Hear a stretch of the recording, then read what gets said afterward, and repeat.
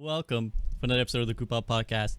How are we doing today? We've got a spicy one, the great 6v6 debate. We've seen this discussion quite a lot in and around the Overwatch sphere of was 5v5 better? Did we make, or was 6v6 better? Did we make a big mistake switching over? And to discuss that issue, I have brought an elite squad with me.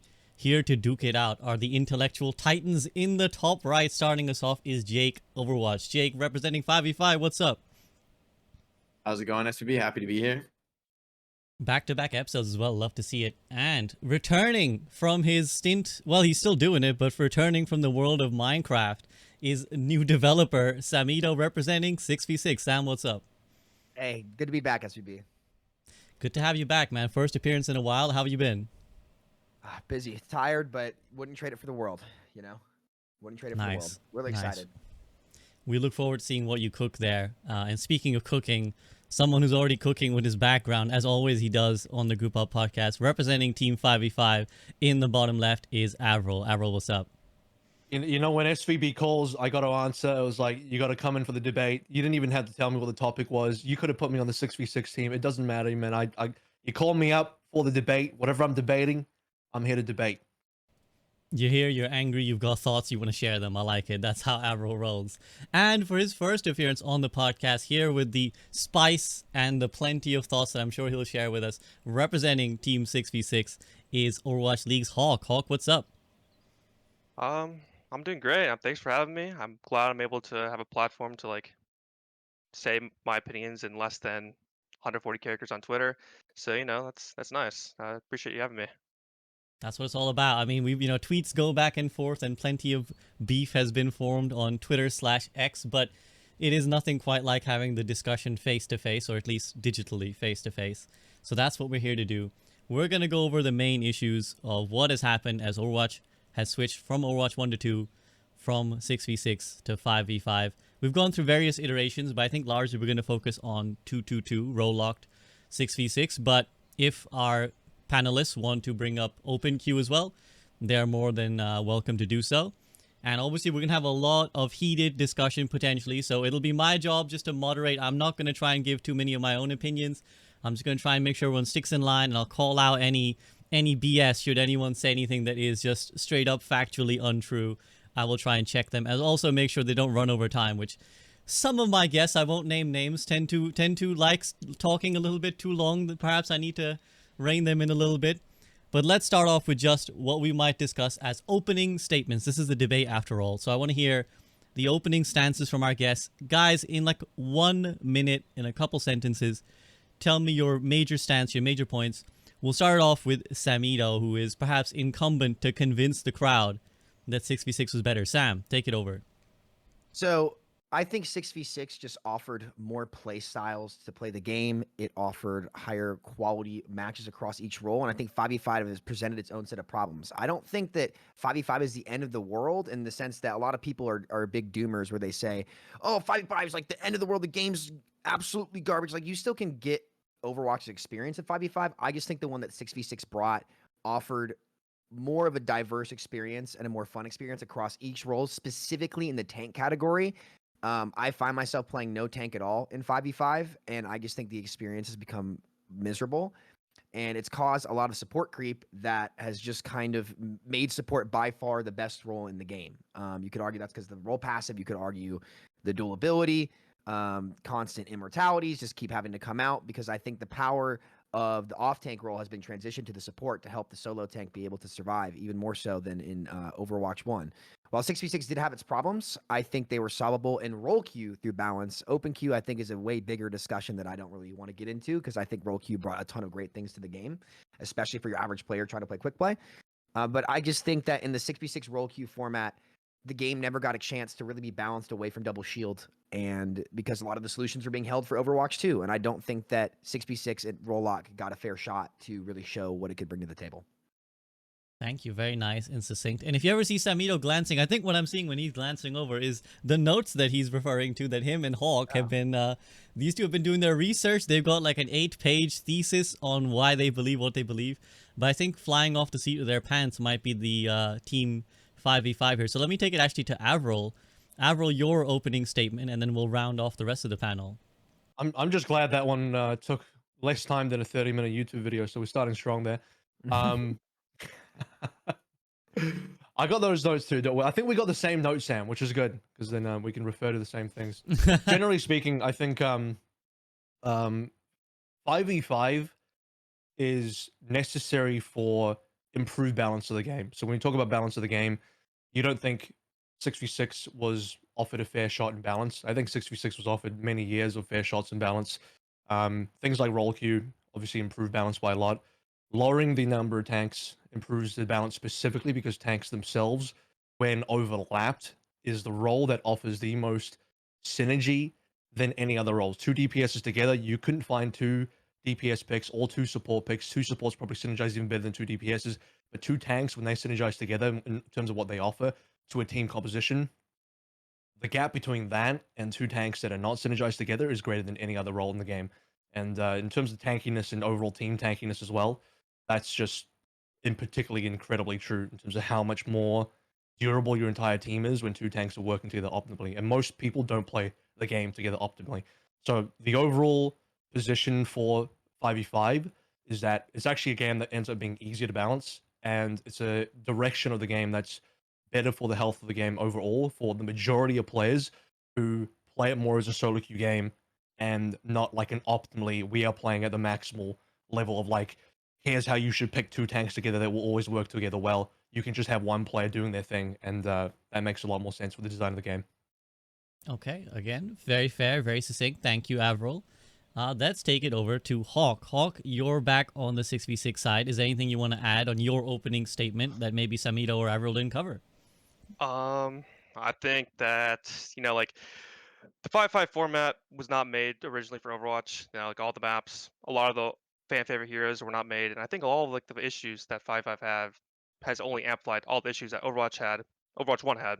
When besides like double shield, which was easily fixable. Like if you think double shield wasn't fixable, like I don't know what to tell you. Like I'm not gonna sit here for 2 hours and say double shield wasn't fixable, and that's just like queue times were not fixed. Um, when the game launched, Overwatch 2, no one wanted queue support, so now they're so powerful that other queue times have been hit as long as them. And then you have tanks, they have less playstyles. A lot of them are outdated, they don't fit in the game. A lot of tanking now is just about hero selection, it's about counter picking, it's about what heroes the devs have artificially made their flavor of the month tank, what tank is statistically better than the other ones, and what hero they want to have meta or be oppressive on the map.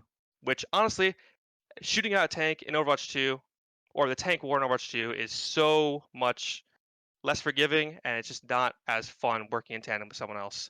And I think that the biggest issue of them all is that 5v5 matchmaking cannot be fixed. It cannot be fixed. No matter what they do, they cannot fix one-sided matches and stomps. The margin for error is too little to have a fun experience in Overwatch because 5v5 offers too many variables that you cannot account for in an unorganized deathmatch scenario. I like it. Great points, actually. I think so. We've got a lot of cool areas. I'm gonna just shout out here that we'll touch on later. We got obviously Samito talking about the different play styles it offers. Avril bringing the practical approach of like, well, look, this is just way easier to balance. We had years to try and fix 6v6 and we couldn't. Hawk bringing in this discussion of Counterwatch that we all experience, but also queue times and maybe just the matchmaking being impossible to balance. Jake, round us off with your statement on 5v5 before we kind of really dig into these issues. Yeah, I think for me, 5-on-5 just offers a more broad future for the game. I think the irony of 6-on-6 is that in fact it was more reductive in terms of like what was actually good. I think like Hawk's point that like you can work with people is a fair one, and when you do work together with people, like that peak experience of 6-on-6, like how pros play is like what had like more possibility, right? More players, more synergies. Tank has somebody to work with in their role, which feels like you're not the only tank, right? Like I can see those points. However, I think to further what Avril mentioned, like the reality of 6-on-6 was that like any meta could have been fixed, right? Like two shield, it's not like two shield was unfixable. They could have made another tank combo fixable, or like better, like good enough to beat it, or whatever, right? Like we could make Winston Diva good enough to beat it. But I think the real problem with the 6-on-6 hero picks is that you'll no matter what you do to fix the game, the tank role is going to be duos. It's not individual. You can't pick what you want to play.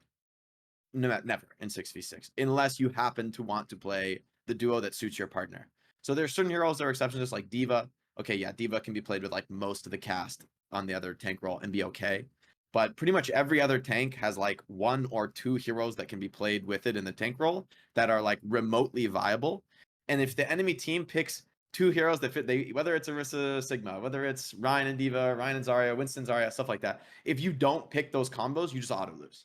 No matter what, like even if you as like I would queue tank sometimes, I'm like I want to play the most tryhard stuff possible. I will play Orisa, I will do whatever, and then I pick Orisa and my teammate goes Winston. You know, it's like we just auto lose. It doesn't matter what we do. We have to be we're both handicapped to each other. And so if I'm willing to be a psycho and just say I don't care, I'm here to play Roadhog. Team's stuck with me, and that I mean to be fair, Roadhog's still that way in Overwatch too. But at least it's not. Like that's one hero that is like super flawed and is they've already said is like, you know, they're gonna rework him. But the reality is that, you know, is those duos that were like taking over the game, and every meta was just a different duo dominating. It was never like a true flexibility of okay, I can switch to this, I can switch to that, I can switch to that. It's like no, you're playing one of the relevant duos, and it turns out there's only a small number of those, despite the fact that there's so many permutations of 2 tanks. Okay. Thank you very But much. there weren't Jack. many tanks. Okay, go ahead. Yeah, go ahead, Hawk. Game. There weren't many tanks in the game. Like, there's only so many combinations you could run. There weren't many tanks in the game. They stopped adding content to the game. They already checked out of 6v6 pretty much when they launched role queue at that point. Like, they were checked out. Fair More point. tanks Fair to point. supports. Also, I think support synergies are just as powerful as tank synergies. You could argue. I would disagree with that. Yeah, I also disagree. Strongly. Okay, well, why disagree don't you state your point then, Hawk, and then these two can disagree with it or not. Try playing Goats without Brig. Or later Bep. Try playing it. Not possible. Try playing Double Shield with Merciana. Try playing Goats Overwatch with no 3 tanks. Same shit.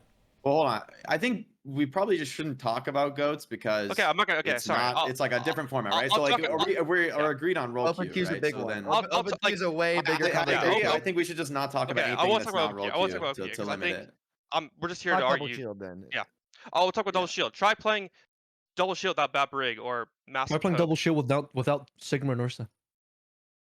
I mean, well, my point is here's the my thing, Hawk. I think you would win, and tell me if you disagree.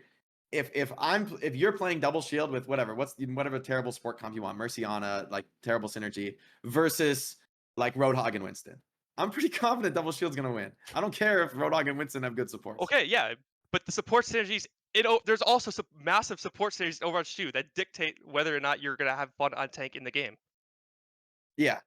But I think that's become the bigger problem because we've gotten rid of the biggest problem, which was tank synergies. So obviously there's no more tank synergies. And so now support synergy is better than DPS roles. synergy. Supports just cover 3 roles. They cover the off tanks role, they cover the supports role, They that do have now. massive healing, and they cover the dueling role as well. They can now dual DPS, which just slows the game down.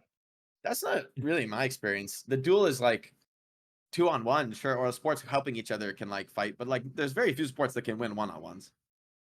Alari, Like Bap, or realistically. I mean, Anna, you have like Brig. some hope in the right circumstance, but like most of the time, if a DPS is fighting at DPS's effective range, they like want those fights and will seek them out. Sure, the both supports together are going to dominate, but that's a different story. Sam is very politely holding his hand up. Sam? I think the only tank synergy that people hated was double shield. That's the only one that was talked about in the 6v6 roll live format. Nobody complained about Monkey Diva. Nobody complained about Double Bubble. Nobody complained about Ryan Zarya. I don't even think people necessarily complained too much about Ryan Sigma. I think the main issue was with Double Shield. And the way that Double Shield would have been fixed is where I agree with Hawk. If you played Merciana with Double Shield, you could play Dive into it. And that's like the classic bunker lineup, right? Where on the Anubis first or the, I guess, Jake, just to give you a laugh, you said no, Orisa Winston. I think the Gladiators would disagree with you on Paris first defense with the Bastion comp they used to run against Ghost. That was just a joke. I thought that was funny. I remember that comp. I mean, that was a triple tank setup, right? It was a troll comment. So it's not it's not a point. It's just a troll comment. No, I think that the idea that the tank combos were bigger than the support combos when the anchor of these comps were the supports. I mean, I agree. The problem with double shield, like the sustainabilities and those synergies with both Fortify really and Grasp, which were the two big parts of like why Orisa and Sig were just so powerful. But if you played Merciano with those comps, like you were able to run dive into double shield and pretty much roll it. Like you could play ball dive, you could play anything like that, and that wasn't caused by the tank synergies. That was caused by support. So I don't think it's a completely fair thing to say that the tank combos were what defined the game and like were the end all be all, when it really, the ones that people complained about were just Orisa and Sigma. I don't see, I agree with, I'm not going to bring up OpenQ, but I think that's not really fair to say with how strong Brig and Bap were for the double shield comps too. I guess you could say Zen too, but I they challenge all the enable premise each other. that it's only double shield. Actually, I think that's a key premise that I just don't agree with, because sure, double shield was like one that was particularly annoying that people talk about, and most people were like, I love playing Rein Zarya, whatever, even though Rein Zarya is not even that good by the time you're playing Roki, right? But my point is this, that even stuff like Winston Zarya that people are like, this is a classic comp, this is not a problem. It's like, that is like fucked if you think of a balance perspective, right? That like you have like your Ana and Brig. It's like, oh, you think you can come inside the bubble and sleep dart my Winston? No, he's bubbled actually, and you can't CC him anymore. This hero who's like most biggest vulnerability should be CC. Oh, I blocked that one. I'm Diva. I'm matrixing my Winston for 4 seconds on Ana, and you just die to him because you literally can't play the game for 4 seconds while my Winston's killing you. Like, those synergies are also incredibly oppressive, and whether or not people like complained about them, for me, it's like, yeah, okay, Two Shield was like a particularly aggravating, annoying comp to play where it feels like the only thing you can do is one hit people, right? So it's like particularly hated. But the Winston Diva, like, still would shit on any other, like, if you pick, so we've got our certain tank combos that like have synergy, to have like a clear way to play together, and you match them up against any tanks that like don't actually work well together, like Zarya and Orisa or whatever, right? Like you just like any of the combos that like, or Roadhog with like almost anything in the game except Orisa and Sigma, right? Like though any of those like weird, tank combos you don't think about when you think about 6v6 because no one played them. That's the problem, is that if you wanted to play these like other, like you're basically handicapped to always pick something that synergizes with your other tank. And I think that, so like, yes, if my tank goes Winston, I'm picking literally Zarya or Diva, right? Like that's it. You ball Winston, garbage. You're gonna get stomped by a Diva. Like even these combos that like almost seem like they could work, they don't work. You get stomped by it doesn't matter if it's meta. Like by like any two heroes that work together will stomp two heroes that don't work together. And so for me, if you're queuing tank, you're handicapped to always pick a synergy hero. And aside from like Diva, most heroes have like 1 to 2 heroes that actually work with them. Okay, I mean, I'm have gonna. you tried? Oh, sorry. No, okay, Hawk. I'll let you interject, but I want AVRL to get his chance. But go ahead, interject for now. I mean, have you like played against Orisa right now? Have you played against the flavor of the tank raid boss that they just put into the game every other patch, where it feels like you have to play that hero or you're constantly just at a disadvantage fighting for your life? Like playing against Orisa right now, how is Orisa right now even close to playing against Zarya Winston? Like when you shot a tank in Overwatch 1, they took damage, they were killable, and you could actually win 1v1s against them. Like you weren't just at the mercy of just like What tank in hoping. Overwatch 1 could you win a 1v1 against on a non-tank? Zarya, You Diva. could win a 1v1 against Zarya and Diva on one hero. She has a 12-second self bubble cooldown with 400 HP. Yeah, but what hero can win a 1v1 with that? Hanzo, Most DPS. Reaper, Bastion. All right. Bastion, All in, Bastion's like, low Tracer, support form I or agree, whatever. yeah. Tracer, like a lot of the supports are able to fend her off or I kite feel her like you away. can like stay alive, but can you when you actually get- like? There's no hero that could ever 1v1 a tank. when you get Realistically, walked if like on they're by both fighting in their No. effective range. All I just Hanzo don't could. agree. I just All don't agree. Hanzo Like definitely could. when you shot tank in Overwatch 1, they took damage. They weren't instantly healed for 200 a second, and you were actually able to kill them. Like we didn't have these super tanks. When you got walked on by a Diva in Overwatch 1, you didn't have 4 seconds of Matrix in your face with 300 armor. Like you actually were able to kill her and suppress her or do It was something more about like it. you could run away with your life Okay. when a tank comes at you, This- but this- that was this- my experience. This scenario AVRL. is so wildly, like, I don't even, how often did you get into a 1v1 versus a tank in Overwatch 1? Not Probably often quite because rarely. When you in Overwatch 2 it happens all the time. You're because there's constantly less just walking players. at I someone. mean, yeah, obviously, you got 2 less players on the battlefield. Like that's definitely got to happen more often. Also, the tanks in Overwatch 2 are definitely obviously they're more tanky. They're going to be more willing to take those 1v1s. But instead of getting a 1v1 where you could maybe you could beat the tank in a 1v1 in Overwatch 1, what you actually get is 2 tanks just mega appealing for each other. Two tanks working together optimally is sounds like a stupidly obvious statement, but I'm making it anyway. Way tankier than 1 gig above tank. Like, you want to talk about Orisa being unkillable?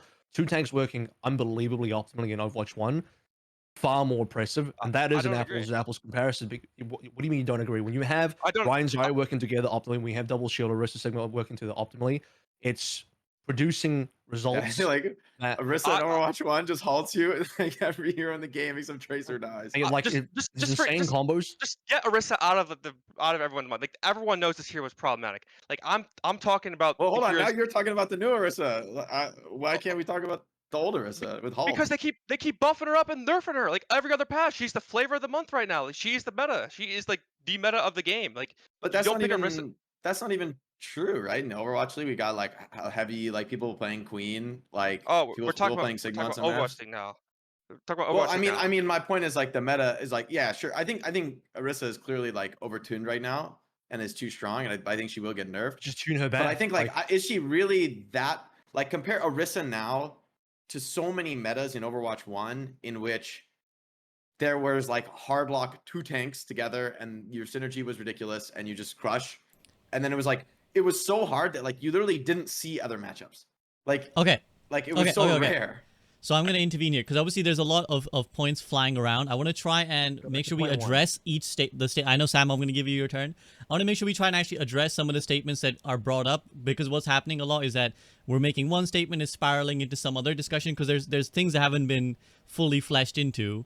Sam, I'm not sure what you're wanting to bring up. I just want to bring up that we never really fully did to bed the support synergy argument that we actually started this whole thing with.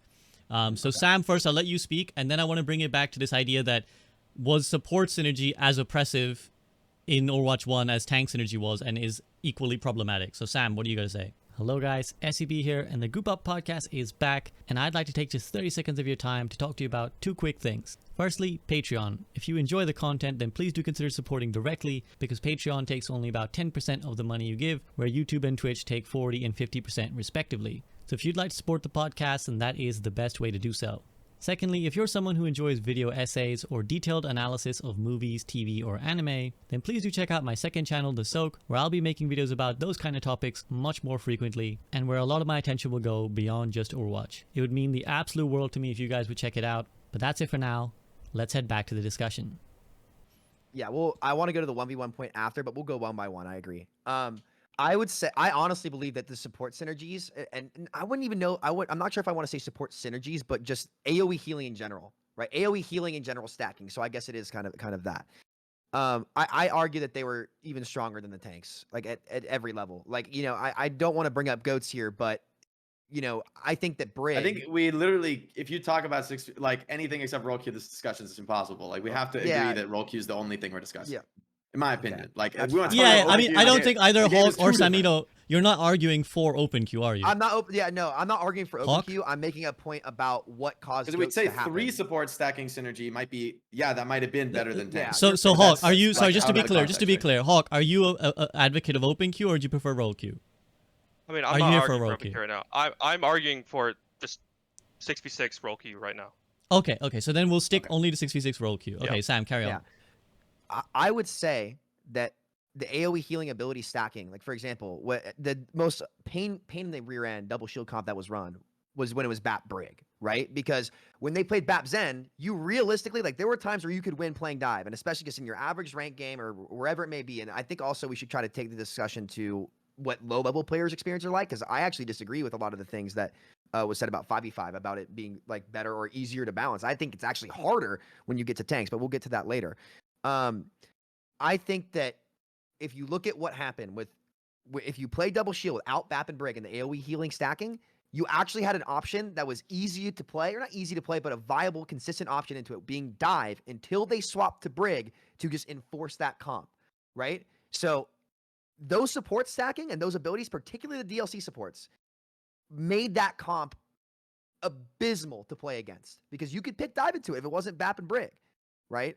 So I don't think it's fair to say that the tank synergies were more oppressive. I think supports were, particularly Brigitte in Overwatch 1, given Inspire with like a 6th player, was just way stronger than in 5v5. Even now, it's still a strong ability, but having that extra player to heal is just, you know, builds up rally way faster. So I just don't think it's fair to say, and I don't think that people really thought that Diva and Winston diving you were nearly as oppressive as Orisa and Sigma with these comps. I think it was Can I just one respond? outlier in tank. Go ahead. Okay, so go ahead, AVRL. I think this is more of an argument against Brig than actual support synergies. Brig, especially, is a huge outlier in Overwatch 1. She was, for most of her life in Overwatch 1, mega overtuned, especially against Dive. So, specifically, this is the Brig problem. I don't see this as a support stacking problem. It's a Brig specific problem. Inspire, you and I really agree on this, Sam. Inspire, hugely broken. Most pub players, Having most a like low level stun. players, have no idea how broken Inspire was. Hugely The stun was problematic broken. ability. The stun was So you could Stun is fix crazy you broken. could fix one support hero and like AoE heal stacking, Inspire stacking with everything else. A lot of those issues you just outlined would have been solved just by fixing Brig. Brig is You're the right. problem. It's not really, I don't see this double supports as the problem. It's the Brig that's the problem in that equation. So Yeah, in you're right. terms of like two tank synergy versus two support synergy, I'm gonna put the goats discussion to bed just by summarizing that both required you, and this is the last I'll speak about goats, ideally, unless it gets brought up again. You needed the three tanks, you needed the three supports. You Somber couldn't goats. operate. You couldn't. You okay? I mean, event things. All right, Sombra, well, let's okay, I'll keep give you goats out of Sombra. it. Let's keep goats out of it. Let's keep goats Sure, out of okay. it. We said we're gonna say two Can two of two. worms. Look, Yeah, sorry. I can't help myself. all right. You need healing, even in roll lock, even in 222. You need the healing with the optimal tank output for maximum tankiness. The reason why I say two tanks are harder to balance together than one tank on its own is because you can have a broken hero like Orisa currently in 5v5. You can tune her back down. That's whatever. Hawk can maybe later argue later on that that produces flavor of the month. That's still fixable by, I don't know. They can do things to balance. I think it's more flavor of the month for the higher level than it is for lower Have you level. seen the new We'll patch? discover that in more detail. Did it come out? The reason why two Have you seen tanks are harder. Zarya's Hang on, buff? He's now the hang new on. I gotta flavor. finish, man. I gotta finish my Sorry, point. sorry, I gotta sorry. finish your point. I baited you a little bit there to come in, but I gotta finish my point. The reason why two tanks are hard to balance together is because their tankiness is exponentially high. We're not even just talking about base HP values or you get 200 more HP off a bubble.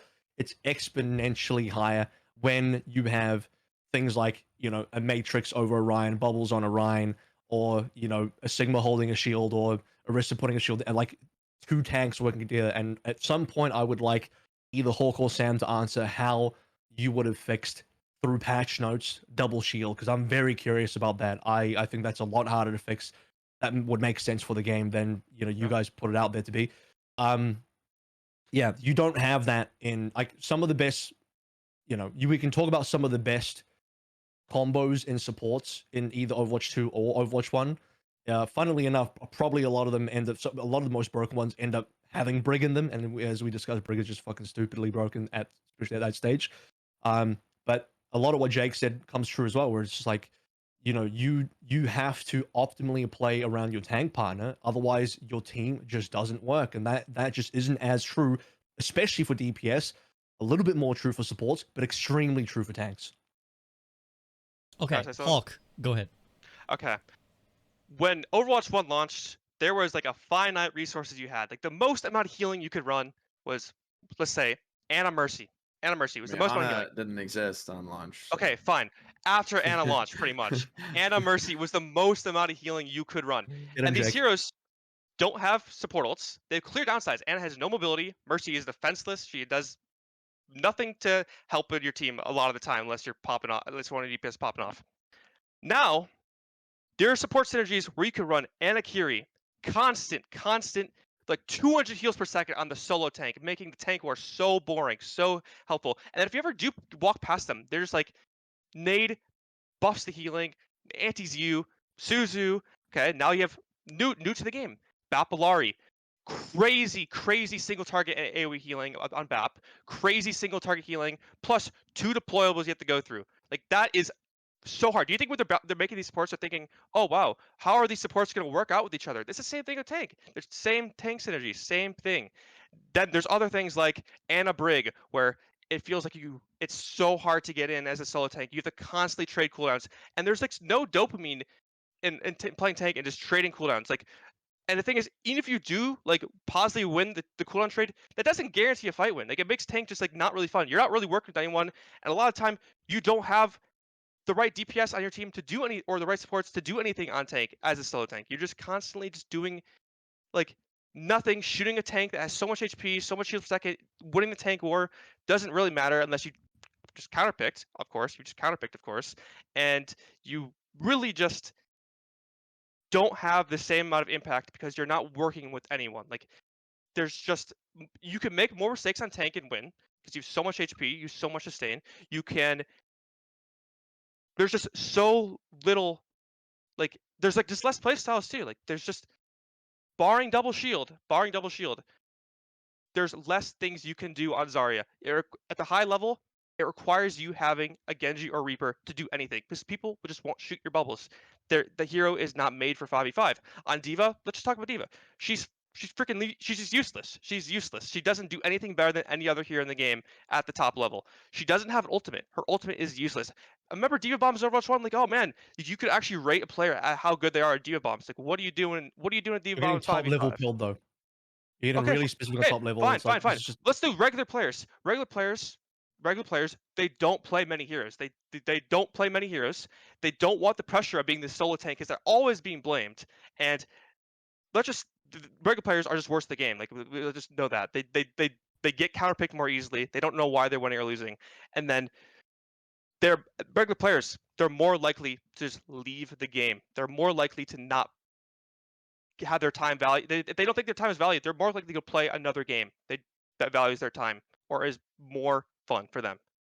Okay, so I will just say that we'll have an entire discussion on what the experience is like for like the average player. I'm happy talking just general philosophy and higher level stuff right now because we're talking kind of big picture, but we will definitely we'll get into what it's like for like your average player and the difference there. Sam, you've been wanting to say something for a bit. Yeah, I was gonna say I'd like to talk about the average player's experience because I would take for that later, but that's all good. Avril, to answer your question about how like we would balance out double shield, I would describe double shield's problem as it was both tank creep, it was DLC creep is what it was. It wasn't just, and I'll agree with you guys there. Part of that, like was the tank issue in that Orisa and Sigma were like NBA 2K custom made characters. It was like each character is supposed to have 100 points you can give. They maxed out shooting from 3-point, and then they maxed out, I don't know, what other some other stat in 2K. But then every stat except every mobility. stat, right? So then you got the ability to play the big man position too, because they were range poke tanks. And I thought like Bunker, some of my favorite, times watching Overwatch League was the old AKM Blade days, right? Where, you would have the classic Orisa Bunker comp on Anubis or something, and then they had Mercy Xena supports, right? Before Double Shield came in. Like that Bunker style of play, I didn't mind in the right situations when you could actually play dive into it to counter. It's kind of like the cycle of comps that I'm sure you guys understand, where certain things are good into certain things depending on the situation. And that gave a lot of depth to Overwatch, and I found that to be super, super fun, like going up top left on Anubis to flank as Genji and get an angle. I'm not trying to say bring back 2CP before somebody says that. That's not what I'm saying.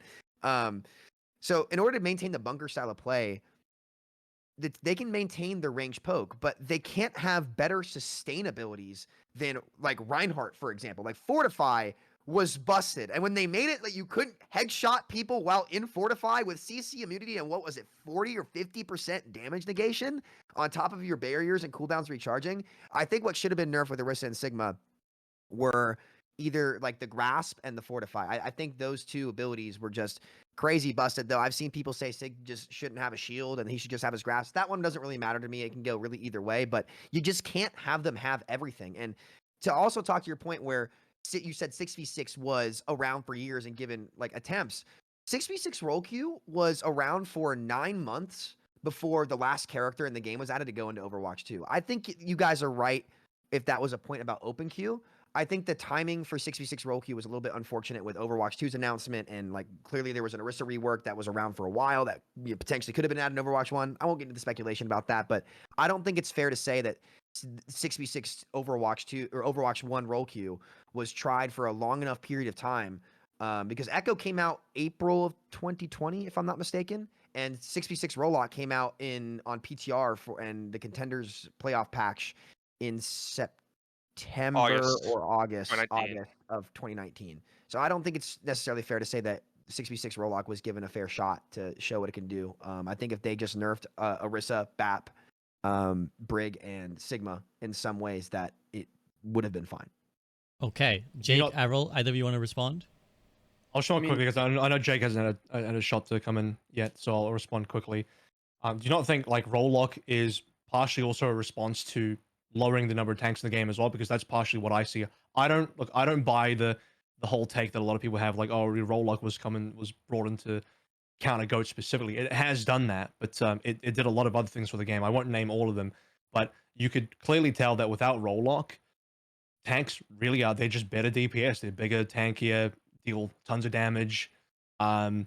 So combine that with AoE healing. That's exactly how we got goes. Sorry for bringing that up once again, but it's like roll lock was even necessary to reduce the number of tanks in the game from 4 and 3 to just 2. And you could actually see, by the way, when it was open queue, how much more exponentially tanky everything was. And again, it sounds stupidly obvious, but you have to really understand it's not just adding one more tank. It's just, oh, here's just another 400 HP. No, it's exponentially tankier because of all the mitigation abilities stacking on top of each other and all the cooldowns stacking on top of each other. I still want to counter the double shield thing. I don't think Hulk wants to interject with something, but in terms of double shield, the thing that was actually unfun for people to play against, I mean, yeah, sure, remove or like nerfing grasp or nerfing fortify would have helped a lot in terms of actually diving on top of them and having the ability to kill them. But the thing that was unfun about the game for the majority of the play base was that it was just annoyingly boring to shoot through 2 shields. 2 shields on constant rotation means you were shooting nothing else except for shields. Playing DPS, complete ass.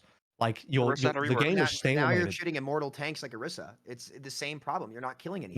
You're at least shooting a player, not a shield. It's not. Okay, Orisa sweeping had a it. rework locked and loaded. Just because they abandoned the game does not mean it was like they announced Overwatch 2 like 3 months after Rollkeep was put in the game. At least you can shoot other players on the team, and you can just ignore the Arista too. It's Like, the same core double issue, shield. though, I'm that you not can't gonna- kill anything you're shooting. It's I'm the not same gonna argue problem, double just shield under a wasn't different patchable. mask. It's not a debate. Like double shield was patchable. Like they made a hero like Sigma that has the best poke, can shoot you around Well, corners. that's not his which, point, though. That's not his Like- point, though. What he's saying is like it's. Correct me. Can I get to the crux of this real quick, AVRL? Are you Yeah, saying go that for it, go. what's frustrating to players is shooting something that they aren't contributing in? Like they aren't like you're. It's a bait to be shooting it almost. Like, it's not rewarding to shoot that target. The same thing is true in the game right now because of 5v5. Because now because there's no off tank in Overwatch 1, you This could is kill a just Zarya, Orisa, though. you could kill a Diva. No, it's not. It's a I'm not killing a Ramaktra. And that's the new tank design. When Queen was meta with the Flavor of the Month tank, she had so much self-sustain that she wasn't killable. Ball. And When Ball Ball, was meta. and this is even Queen more was true meta. now There's a for there's a low difference. SR players. Sorry was meta. Okay. Can I You finish are this real interacting. quick? So Well, I'll let let me jump Avril. in, Let me. actually. Yeah. Jake, Okay, you Jake. go. Go I'm ahead. gonna- You go I'm ahead, gonna- Jake. Jake. You go ahead, Jake. I think I can cut through some of this. So I think part of the actual core difference, speaking of just like the feeling to play, is like in theory the Flavor of the Month meta tank like Orisa is like, yeah, she's like unkillable in a lot of scenarios where the supports are healing her. But I think one of the crucial things about even like ultra broken Orisa right now is you could flank and like ignore her on DPS in particular, on a lot of the supports who have the mobility to flank. You can flank and ignore her. She has no capability to punish you on a high ground unless she can get to you. She's like a god at close range, right? I think yes, is like super broken, especially in the tank 1v1, super broken. A lot of tanks like have nothing they can do about that. But most of the heroes in the game actually can play around Orisa. And you compare that to something like Double Shield, and I think a lot of the comps that were meta in Overwatch 1, every fight had like multiple phases in Overwatch 1. And the first phase was we're just going to trade cooldowns with each other and get an advantage before anybody really commits. Like if you get an advantage, I might just fall back because I know you're going to commit. If I get an advantage, I'm going to jump in on you and use my winning cooldown because we forced your cooldowns. I still have my cooldown. I'm going to use that to actually go in, right? That's like the nature of almost every fight in Overwatch 1 was extended trading, other than when you're popping ults like EMP or whatever on hard going. But most of the time it's like extended trading phase when there's not some decisive ult to start with. And to Double Shield, I think one of the key problems with it was that the extended trading phase was like a minute. Every fight is like 60 seconds of trading before somebody runs out of cooldowns. That is heinous. That's the problem with, in my opinion, with the 2 tanks, is like even Winston Diva is like, all right, the Winston's gonna zap you with this bubble. Okay, we break the Winston bubble. Now the Diva's gonna matrix in for 4 seconds. Okay, he jumps out. Okay, we did 50 damage to the Diva. Okay, the Winston's back. He's getting healed now, and he's back, and he's here to But they're contest killable. us again. In theory, but I would They say definitely were. I mean, you could just Not if talk the about, tanks like, were playing current Orisa optimally. and say it's killed. But I think the reality is that even like meta comps like when Wrecking Ball is meta or whatever, if Ball fucks up, he feeds.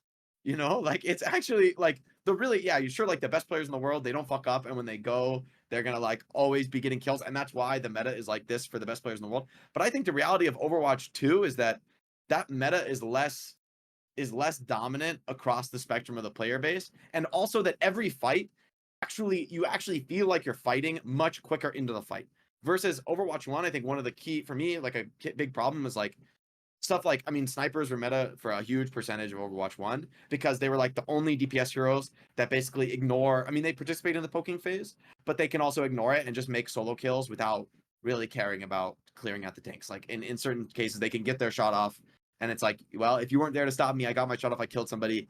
And you know, we've created an advantage from nothing. And that's also why, you know, Tracer's always been a super dominant hero at the top level.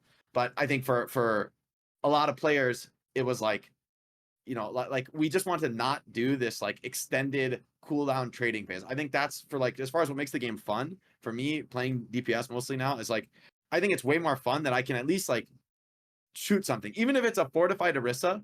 Like if Orisa runs at me, I run away. I know that. Like that's okay for me because I'll run away and I'll try to take a new angle and shoot somebody else. For old Winston D.Va, it was like I show up on the flank and they jump on me and they fucking kill me and I can't even get saved. Or I peek a corner, shoot one shot, and then I'm halted and rocked by Sigma and I'm fucking dead even from around the corner. It was like, To summarize, you can't fuck up this poke trade versus Overwatch 2 is like, we're just fighting. It is more of a chaotic deathmatch. I just think that's more fun, honestly. I think that's more fun. And unless you're playing on a pro team where like it's who can optimize this perfect setup better to be perfectly clean. Sure, that was like really fun in a pro environment. But for most of the game, it was like you are like, it's like don't make mistakes game versus just play. Just like go shoot stuff, go on the flank, try to get kills. That's what Overwatch 2 feels like to me. It's not like a nobody make any mistakes game, which is how a lot of Overwatch 1 meta felt to me, is like just execute the things one after the other and don't fuck up. can I Okay, make a so one sentence Avril, yeah, summary and then you summarize it, one and I'll let the sentence- others respond. 1 cent. It really what it comes down to for me is that even if you're shooting at an unkillable Orisa, you're at least engaging with the game, and that is infinitely more fun than just shooting 2 shields where you're not engaging with the game. That's my opinion. Okay, Sam and then Hawk. So I agree with you guys that 5v5 is better than double shield, right? But our point is that 6v6 didn't need to go away just because they never fixed double shield. I think that's a big point. Like no one, and I think everyone in the community can understand this, no one really complained about, like, it's not even fair to say that the other tank synergies were in the near the realm of awful that double shield was. It's its own beast. It's its own like SS tier, abysmal, awful. And I agree. I would rather play 5v5 with all these immortalities and the unkillable solo tank than I would double shield. I'll admit that 100%. I think everybody out there probably would too. That was miserable. But just because they couldn't fix the one double shield does not mean that the other tank synergies and cooldowns were remotely as oppressive. And also, like, as a DPS hero, Echo could do it. Hanzo could do it. Even Cass could do it if he hit 2 headshots. Like, Soldier could do it. Tanks were killable.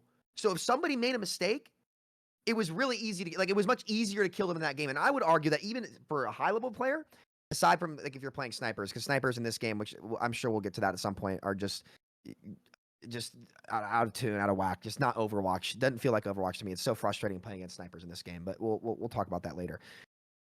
I would say that your average player right now, like even in low ranks, I guess we'll kind of get to that later, but they struggle more to be productive in the game because that solo tank is just not punishable. It's even worse to be shooting the tank in this game, aside from Marissa and Sigma, than it was in Overwatch 1. And that, as a DPS player, is less fun for me. Because no matter, like, I can see a player clearly make a mistake, and if he's on a tank or a support role, because that's where the additional power of, like, say, each hero in Overwatch 1 was worth 30 value points, some arbitrary number, like I'm talking like NBA 2K skills where you're building out a character, right? Those power points didn't just disappear. Like, the tank got an extra 15, and the support's got the other 15 to make up for the lack of the tank. So now, as a DPS player, and this is reflected in the queue times at high-level play, there's a reason why support is, you know, a 15, 20-minute queue, and DPS is like instant, which, you know, would have been nice back in the day, but it is what it is. It's because the role's not effective. And the queue times reflect that right now. And that might be because of the game's where it's at right now, but where does it stop?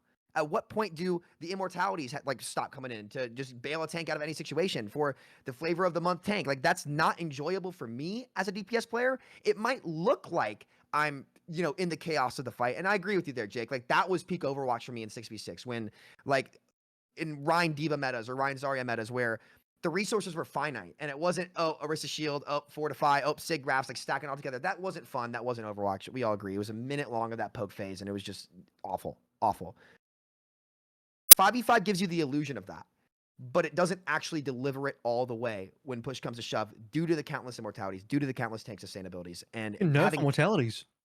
I agree. Oh, yeah. I like that, but that doesn't make it better. But if you nerf immortalities and all that sustain, right? 6v6 would have been the better format. Because there's Oh, yeah, I so don't it- even agree that like MO, and this is a hot take. I don't even agree that MO stuff, even as like I basically only play DPS these days, is a problem. I don't even mind MO stuff. It's like, yeah, bad drops his drone, but like it's so limited in terms of what it can do. It's like, yeah, there's like these god scenarios where he like has it around a corner in a room that you can't go inside, and so you make him drop his drone, and then you go do something else if you can't break the drone. It's like, he I don't just know. wins I his feel matchup like for it was free. way He wins more. it for It was free. way more oppressive for me as a DPS player when like two tanks jump on me. Like, and I just insta die. That's fair. It felt like I can't. There was no like out mechanicking, out aiming, out fighting the tank synergy. Other than my tanks using their synergy to fuck other players on the enemy team even harder than I'm getting fucked. Like it was like there's these like two gods together who will fuck everything in the game, and then there's like me and I basically like play snipers or play heroes with crazy mobility so that you can just like run or totally be out of range of these heroes. But like those two heroes together just dominate the map other than the other two heroes on your team who could do the same thing, right? Obviously it's balanced in the sense that you both have access to the same tools. It's not like but from my perspective as like a non-tank player, those tank synergies together were way more oppressive than like any tank right now. Like any tank that's ever been meta in Overwatch 2. Yep. Even OP Orisa is like, she's like really lacking in mobility. She's fast on like the low ground, but like she has zero verticality. You can just play any kind of vertical spot. Like I think stuff like, I mean, you say people didn't complain about Winston Diva. Winston Diva, it was fucking so annoying to play because like I show up on the high ground on There were Soldier. people that I show up on the You're high ground on my sniper, and they jump on me and I die because I'm Matrix. I can't even get healed for my supports unless you're playing Brig, smile.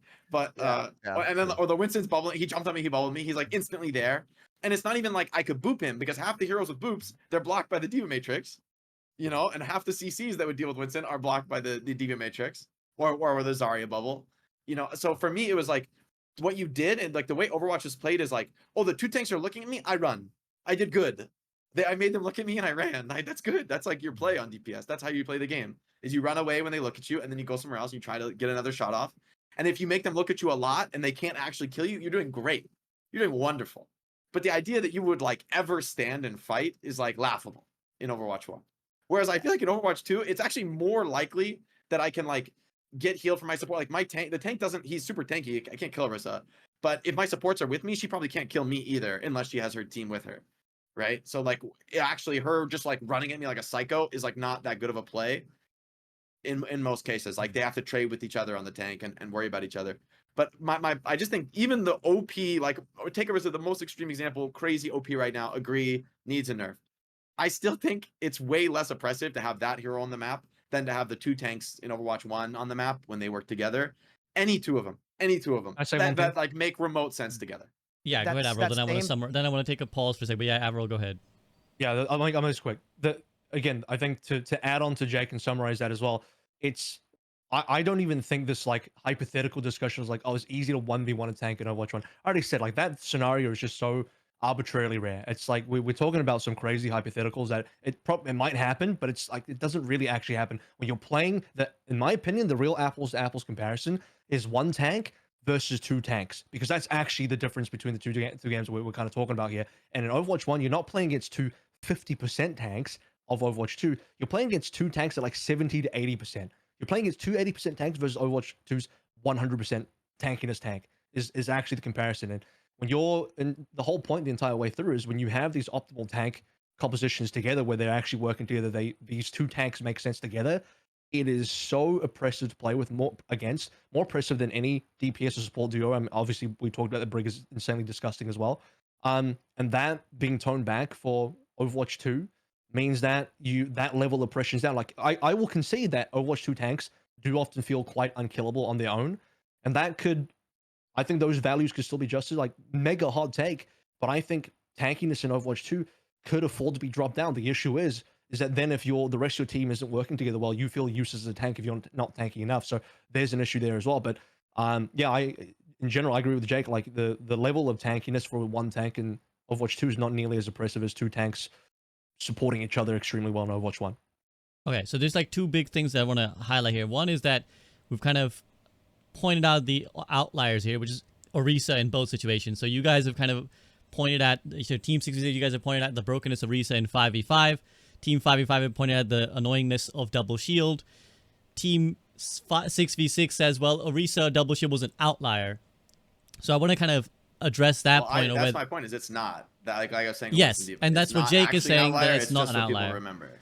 And then there's this other point that I want to bring up more thoroughly is what the impact is actually made on the other roles. I think both Sam and Hawk have brought up about what the changing of the tanks has done for the support in the DPS role. So obviously Jake feels like he's addressed the point about double shield not being an outlier. Hawk, I want to give you the chance to speak if you feel like some of your points have not been addressed. And then I want to talk about what the change has done for the DPS and support role. I just think that like you say this as like a DPS player, but there's other roles too. Like tank is like not as popular as a role. I would say that they've made it even less like advertising to play in this game. Like the tank gameplay loop in 5v5 is just awful. Like it just feels awful. Like in Overwatch 1, as a tank, you're like taking space from the other tanks, you're trading cooldowns, you're getting up in health, you might even get a kill because it's very likely you actually will get the kill. This is like if two teams are playing both optimal tanks. Which is the same thing in 5v5. One tank might be playing Orisa, one tank might be playing some hero that you just cannot win on a certain map. So let's just imagine both teams are playing almost optimal matchups, okay? The tank experience in 5v5 is just so slow. It's so unfun. There's no dopamine unless you just like realize like, oh, this guy's throwing because the matchmaker couldn't account for this X variable. That is just random. Like you say, oh, when I peek on Widow and I don't get jumped by two tanks, like that is fun. But what are you supposed to do about a Widow across the map in Overwatch 2? What tank am I supposed to go ball and just leave my entire team to just to fight against a Orisa or a Sigma at a choke? It feels like they're playing 2 CP all over again. Is my DPS supposed to stop like Sombra and just like throw the game because they have no spam or nothing to do? Like there's less. Obviously, I know DPS is the most popular role. Obviously, I know that. Like they want to feel like they have an impact in the game, but there has to be a middle ground between getting jumped at a corner or getting a headshot across the map, or even just like Junkrat. Like just Junkrat, peek on angle, left click, bind, one shot someone. Like it just feels random. It doesn't feel good for anyone besides the Junkrat player. It just feels But I feel like completely Junkrat is awful. so much better in 6v6 actually because That's you not sit true. in an extended. The rank games. Have you got a rank game against a Junkrat one trick in this game? They're menacing. Oh I mean, my I don't mind. god. I don't mind because I could just pick Echo and just eat them. But it's like Okay, well, they don't always go Echo. You don't always have someone to go Echo. Like, oh, what tank am I supposed to go to, or support am I supposed to go to not get someone to get one shot? Like, I think though this is a problem with Overwatch that is not solved in 5v5 and it was not solved in 6v6 Widow and it will problem. never be solved because there are things in the game that like if you're on this role, there's nothing you can do to deal with it. And the same, and then when it was open queue, it was like we have fucking 5 DPS. We just I fucking think it's boost careful, anything, careful. you know. there's less things you can do in 5v5 to like But mitigate. what can Like, you do That's in not the answer. 6v6, right? Like let's say you, I mean, like there's the same situation can happen. It could be on your team. It's like my tank's on Hog and they have a Widow. Like, what are you gonna do? What are you gonna do against that? It's like what hero works with Hog and deals with Widow? It's like I don't know, man. Go We're ball. fucked. Hold on. Yeah, that's true. Jake, That's true. You're right. You guys, you're right, Jake. Those things will always exist in the game. The It's difference. just I think that's a between ranked problem of like you 6v5 get Ryan one sorry. tricks against mass spam and shit. Like Yeah, you're just fucked. Let Sam speak. Let Sam speak, guys. Hold on. You're right.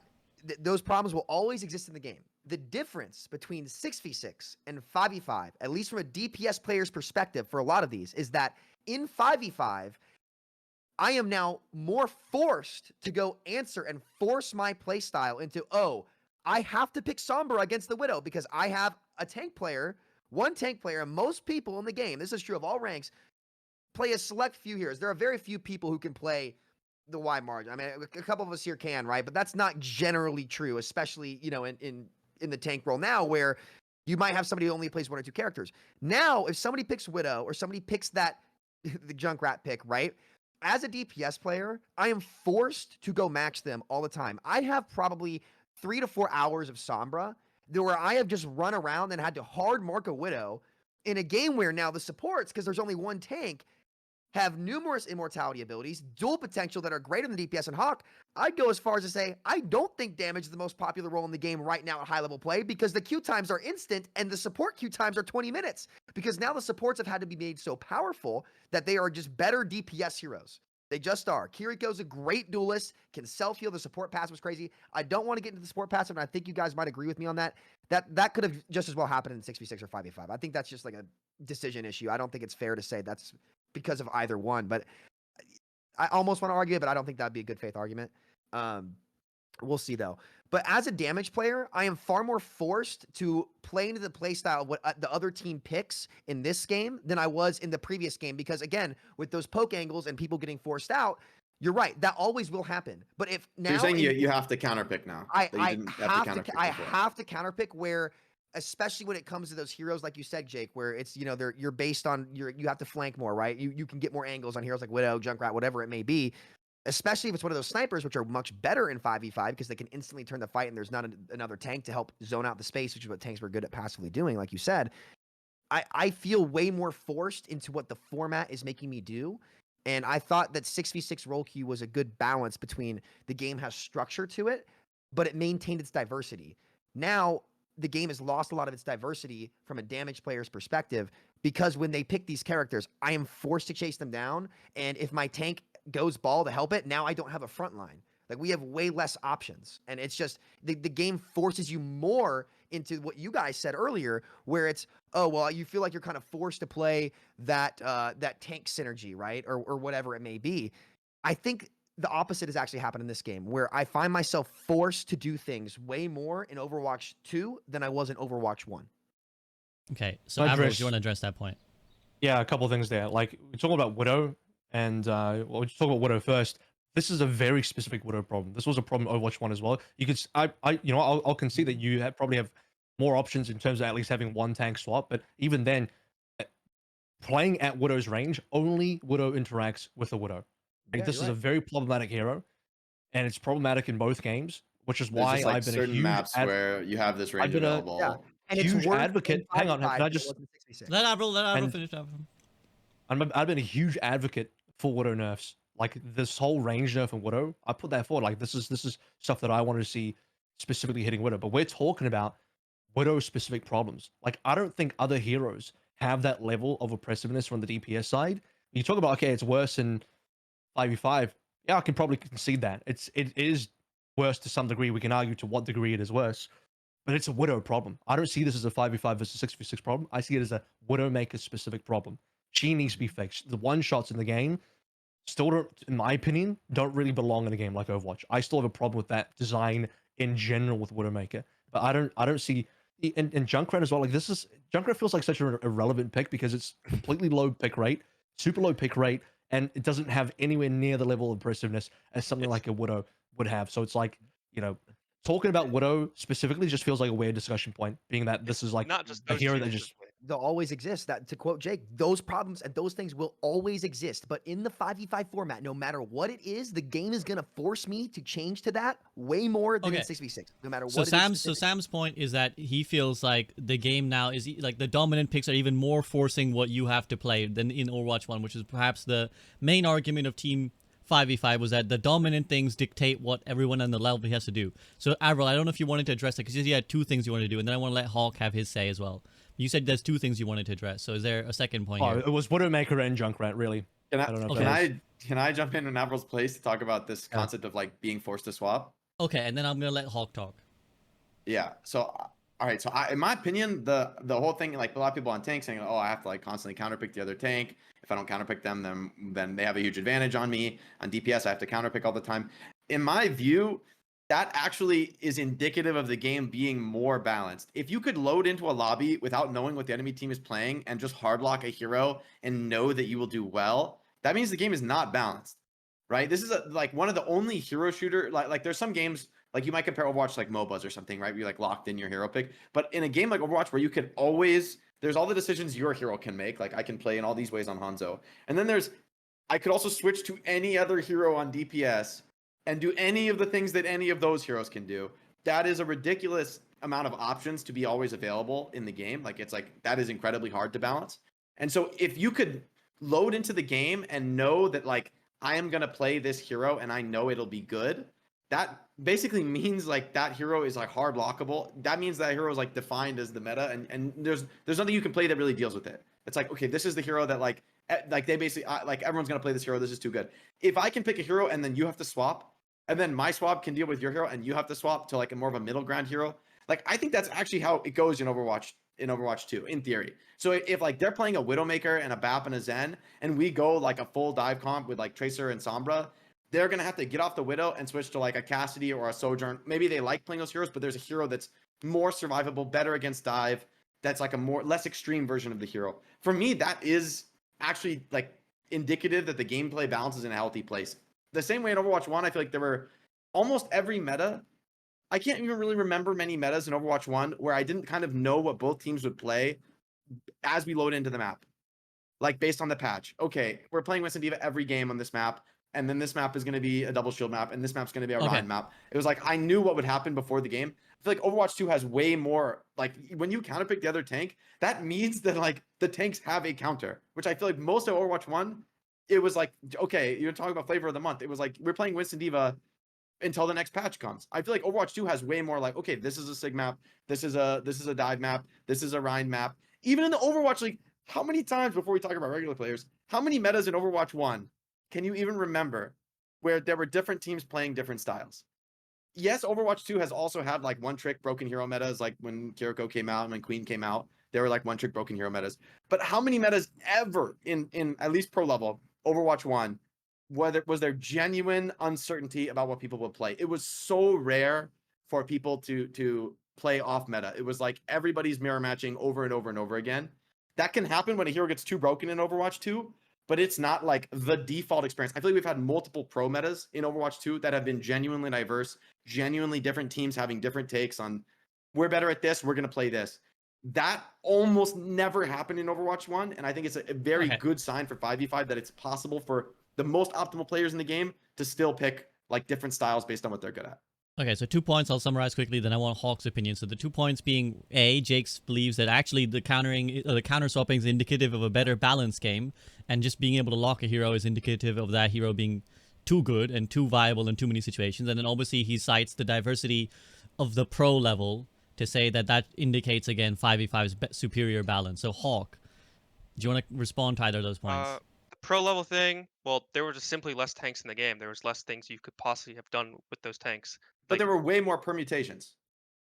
Way What do you mean? Like 1,000 times more, right? Like how many combos, like how many tanks are there in Overwatch 2? I don't even know right now. How many tanks is it? Like 8 or 9? I mean, 11, it is 11. So we have 9. How many permutations are there of 6 tanks? Of like 5 tanks. There's like 100. I don't want to do the math, but it's a lot. You don't do the math, but like you still have to play like a good tank with 2 good supports that support that tank's playstyle. It's the same thing. Like there's just more tanks. But people aren't mirror matching in the Overwatch League like nearly as often. Not always. I think that's like a fact.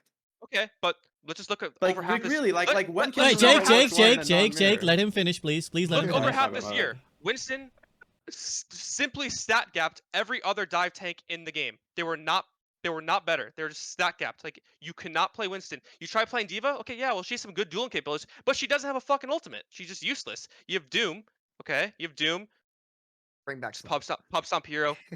Bring back Slow. He's a pop stomp hero. He just becomes too good. He doesn't have ultimate as well. You have Ball.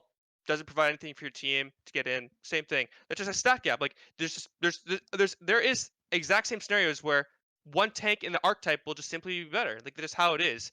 Now, what you say about counter swapping making like this shows that it's balanced. Like, why do you think matches are so one-sided? Why do you think there's so many stomps where it just feels like especially on certain roles where you can't do anything about a certain issue on the enemy team. Like, there's just less you can do about it.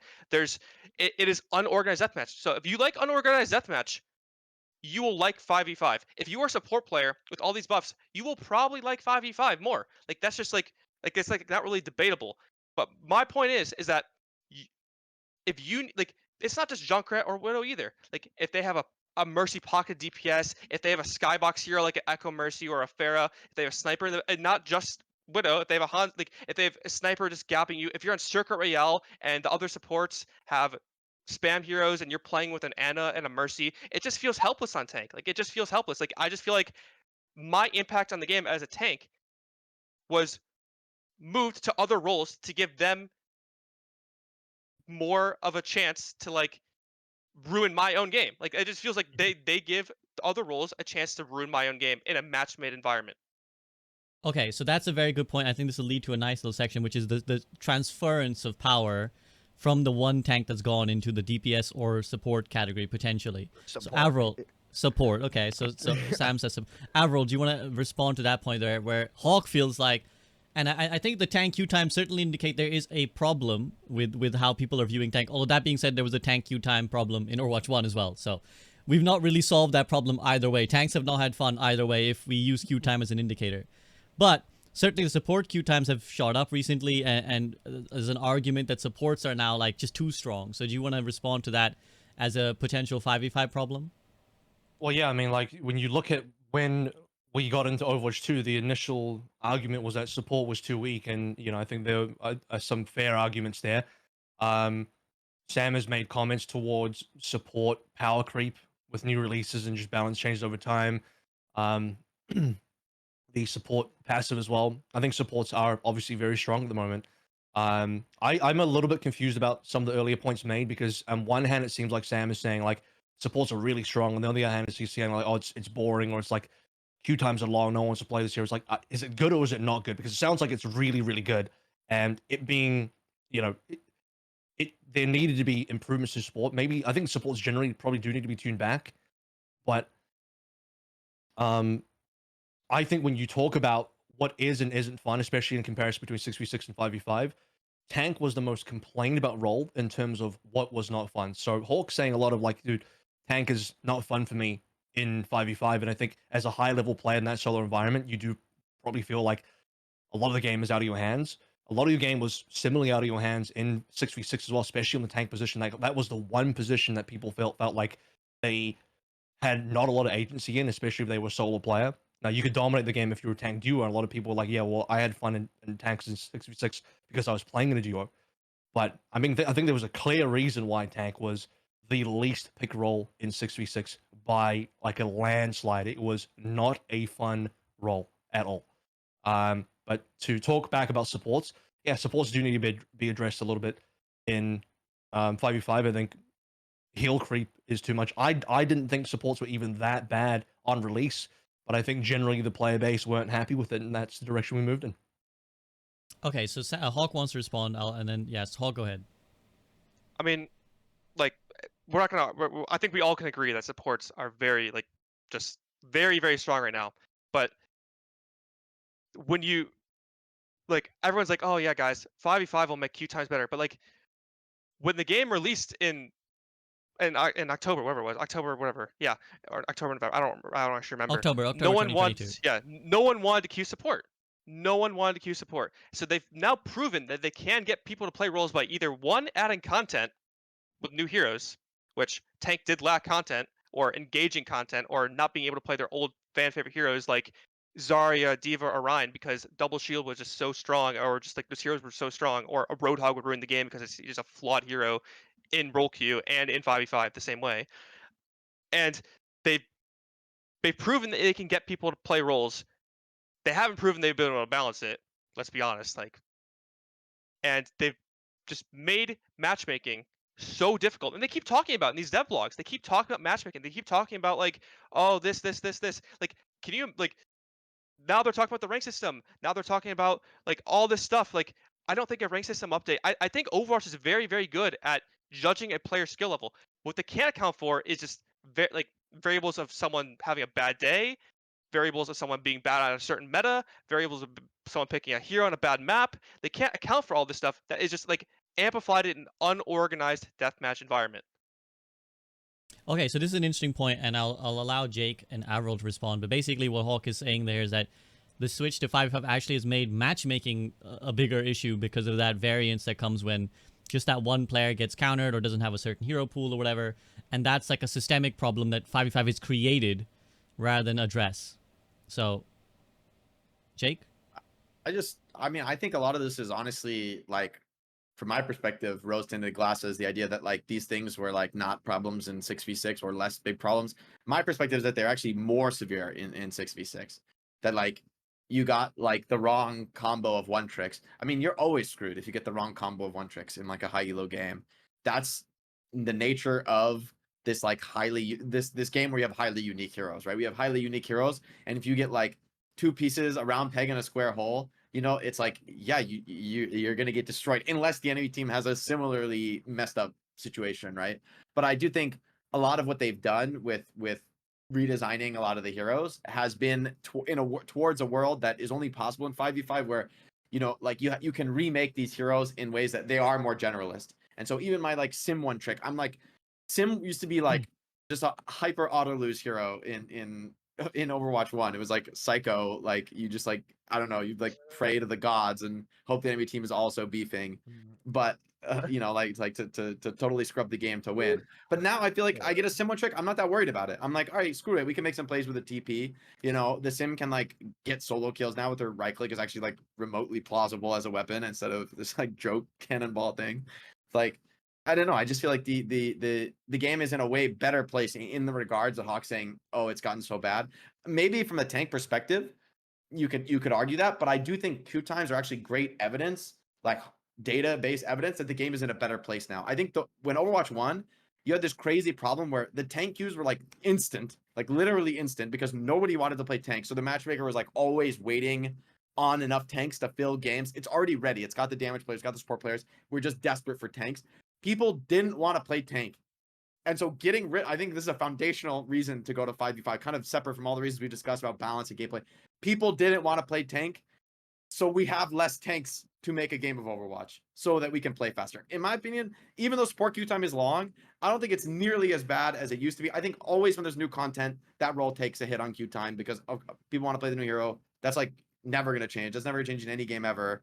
People always want to play the new stuff. Like, why wouldn't they?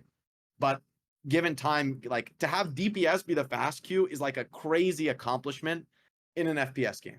To have more people wanting to play support and tank, obviously tank relative to you only need to have as many, but to have those queues be longer than the one that you just shoot stuff is like a crazy achievement for Overwatch to have made. Like the game suits what the players actually want. If queue times hadn't been a problem in Overwatch 1, where tank was like literally forever had instant queues for like since role queue and the other roles had super long queues, then I think you guys would have a fair point. But I feel like that data just bears out a reality that people didn't want to play tank. Tanking in general as like a concept in video games is less popular than shooting stuff and healing stuff because it's just not as like direct. So okay, Sam. In my opinion, that data shows that 6v6 is the worst system. Okay, So good points, a couple Sam. things. I'm not sure how much I can get to the matchmaker. To be honest, it's a concept I've been trying to wrap my head around, and I haven't really come up with my thoughts on that yet. But as to, so I'll let Hawk talk about that later, especially when we get to like your average player's experience. But I disagree with a couple things. Okay, number one, I think that the reason why queue times were so bad in the latter half of Overwatch 1 is that your average player and most players stopped caring about the game because they were waiting for Overwatch 2. So that automatically made all queue times much worse. At high level play, the meta tanks were made playing the fan favorite tanks abysmal. So of course that also sways it against people wanting to play tank because I could queue Zarya all day. I love Zarya. I think most people love playing Zarya. She's one of the highest pick rates. D.Va's one of the higher pick rates. Reinhardt, who was I think maybe I think D.Va's the highest pick rate tank and maybe Reinhardt second.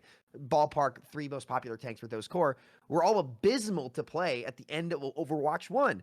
But back in October 2020, I think it was so special and that everybody kind of loved about that patch. I think that was the first time they really nailed like 10 out of 10 balancing the game, where it felt like so many different heroes were playable, so many different comps were playable in certain situations, and they really did a great job that time. And queue times across the board were actually pretty good. Like I remember being able to queue tank, getting about 2-minute queue. DPS was like at the most, and top 150 like a 3-minute queue, and support was reasonable too. I'm gonna get nervous about talking about queue times and role queue because the balance and like how that works out is a tricky situation, and I don't want to divert too much away, but when each role is appealing, even without the content, when the game was still, fresh off of Echo, right? Wasn't in the drought. I would say 2020 wasn't really the drought year. I think 2021 is really when the drought year started. But of course, like back then, compared to now when the game wasn't getting updated, like the queue times are going to be better across the board. I would disagree with you, Jake, on because I think, correct me if I'm wrong, fellas, our DPS queue times right now in like plat, I think they're still probably a little bit longer than at top 500, right? Because top 500 tends to play the meta, and in the average meta ranks, people tend to just play with their favorite heroes, right? I think the reason why support has such a high queue time right now compared to DPS is for the wrong reasons. Because playing DPS feels obsolete. Because in Overwatch 1, aside from Double Shield, there were 5 other characters on the cast, aside from a couple of DLC heroes, that you genuinely had a chance to win a duel against, right? And entry kill, and get the entry kill. And while that entry kill was less valuable in 6v6 than it was in 5v5, you still had more of a chance to make the play happen. I think what people are realizing in the DPS role right now, high level play, is that it's an illusion that you're contributing, aside from like your occasional one shot or whatever. Like the supports are just the better duelists. So the DPS players, like they're these hit scan players, like you see this all the time. Like the old hit scan players are just queuing Alari and popping. I'm not trying to make a comment about Alari's kit. Like I actually don't mind her being able to duel and do damage. I'm not a big fan of the pylon, like the auto heal mechanic. I'm not a big fan of. I think the reason why the queue times have just gotten so good is that there's just a better damage roll and it's support. And the reason why support has become the better damage role is because the tank has been removed, and now that role has had the power of the off tank be compensated, or probably about half the power of what the off tank used to do compensated to it to be able to survive in a 5v5 environment. And that just makes, and you could, Jake, you could argue honestly that is healthier for the game. I just personally, like as a longtime damage player, I think supports have been overtuned for many, many years. I personally don't find that better, and that's kind of my take on that. I don't think it's for the right reasons. Okay, but I just disagree with you there. I know Jake is making faces, but I do want to let AVRL talk. I think I saw Jake's eyes kind of just really not approve of what Sam was saying. Okay, Jake can cook first, and then AVRL can go. I'll let Jake brew. I'll respond to the 2 things you said there. Number 1 about tank popularity in Overwatch 1. You brought up the fact that, okay, well, people stopped caring. Unfortunately, it overlaps with the period of when role queues dropped. The role queue is what really showed the lack of tank plays, the lack of tank popularity. You could infer some anecdotal statistics by when it was open queue, and you would generally see a lot. You would often see 3 DPS players, 4 DPS players. There's a meme about 5 DPS players, 1 Mercy. We've all heard that one. But the point is, there's always a lack of tank. 1 DPS. Sure, it's supports in DPS. There's always been a lack of tank, even in open queue. So I think, we no hard data here. We don't have the queue times from Rollock to be able to confirm, but I think anecdotally, we all remember matchmaking in open queue having a lot of DPS, not a lot of tank, and generally probably more support than tank as well. So that's number 1. You talked about support strength again in this current game, and again, I do agree that supports are power creep, but I think that's solvable. I think they do need to tune that back. I also think after having 2 supports released in a row, it doesn't surprise me that supports have the most players, and there's long queue times, and everyone wants to play a lot, especially right now when Alari's still new, and very strong, by the way. So you got 2 support heroes back to back. Supports are currently super strong. They're a really fun role. You can do a lot on them. That could be tuned back, and I'd be very curious as to seeing how things look when the next. I don't even know if we know what role is coming next, whether it's tank or DPS, but it's not going to be support. We'll see how things. Yeah, we'll see how things shift over towards tank when a new tank comes out, if it's viable, if it's good. Okay, Hawk, you've been wanting to say something. I mean, like you just said, they said support might be the most popular role because they added content to it. They could have added content, engaging content, to the tank role in 6v6. They could have added engaging content. You said role queue, immediately tank was the least killed role. Well, immediately when role queue came out, Orisa and Sig were put into the game, and they never, ever, ever, ever patched that. We're back in the double shield combination. People immediately started seeing that they couldn't play their favorite heroes that have always been the most popular tanks. So they're playing the least popular role, but they're also not allowed to play their most popular tanks. But now those heroes in this game have also just aged poorly. Like, can we agree that like Diva, Zarya, and like Roadhog, and even somewhat like Ryan have just like aged like, and Ball, but Ball, you made a video about Ball. Even Ryan, like they've aged like very, very, very, very horribly. Like they're either completely broken because like the devs give them like so much to like make up for their weaknesses that they had in Overwatch 1, or they are completely out stat gapped by like the new tank, the new tank that does everything right. And this goes to supports too. Like you have a Lari with like the damage of like Zen or even more. She has like insane single target healing. She has deployable she can put on the wall. Like these are like generalist supports, but like tank doesn't really have these like generalist supports besides like Winston or like Ramatra, and it like lower. It's just like there's so like these generalist supports are able Yep. to have no weaknesses. Like their weaknesses are patched up, but these tank heroes still have weaknesses because they weren't made to be solo tanking. Like if you put the game in 4v4 right now and put one support, you'll see that some supports are just statistically better. Like all these supports are now fighting for like their one super support. They're fighting for their neutral game. They're fighting for their who has the better ult. They're fighting for who has the better dueling capabilities. And you're just now making the game who has the better support stats at any given time. It's the same Can I thing with respond? tank. Yeah. That's a fair point. Actually, Jake probably should step in at some point as well, but I'll just make this quick so that Jake can also step in. Yeah, I'm glad we brought this up. This does need to be addressed because there are tanks being left behind, which is why Hog is going to get a rework. I think that's the most obvious case of a tank being left behind. I think Ball's been left behind as well. So there are definitely clear gaps. I mean, you can see that the new tanks being released in 5v5 are far more catered to 5v5 because they were designed with 5v5 in mind. But that's where all the tanks eventually need to get towards. We probably need to get to a space where tanks generally kind of have to be re-looked at to better fit the mold of a 5v5. That's probably the one weakness of tanks being ported over because they kind of were just ported over, add a little bit more HP, blah blah blah. But I have confidence that given how the new tanks and some of the redesigns, Doom before they removed the slow, by the way, Doom was super fun, super good. Orisa, okay, she's got problems, but a lot more solo viable than she was in Overwatch 1 by like a magnitude. So the design direction of tanks in Overwatch 2 is fine if we can move tanks towards that direction instead of where they were being just straight up ported over from 6v6 to 5v5. Hawk, you want to respond Yeah. quickly, and then I Just want to let one Jake. thing real quick. Yeah. I would argue that majority of the tanks, like the new direction of tank, isn't as fun though. Like if you look at Ramatra and you compare like you compare like skill ceiling to like a hero like Zarya, like I think the only really good tank that they've added to the game that has incredible skill ceiling, as good skill Junker Queen. expression is Junker Queen. It's the only tank they've added to the game. And another point is that they take forever to rework these heroes. Like we've been waiting for the summer rework for 9+ months. We've been waiting for a hog rework for a little bit Since longer the than game that. came out. Since the game came out, I mean, everyone in the alpha immediately said Hog needs a rework. He's either gonna be fucking broken or he's gonna be useless. Everyone knew this. Like everyone knew like what was gonna happen. Yeah, but And Hawk, if we have to rework all these heroes, it'll some of take them don't need, years. some of them don't need as much rework. Look, the point is that the current tank direction works is the ultimate point. We can argue the Ram is not as much fun, not as much fun as Junker Queen, because Junker Queen is like the real. I would put her on the totem pole like this is 5v5 tank. Right, this is the real like That I think is, the yes. prime 5v5 tanking experience. Like she's actually insane for that. But that proves my point. Is like I think the direction is good. It's maybe we can argue like, oh, it's going to take a while. The devs are slow.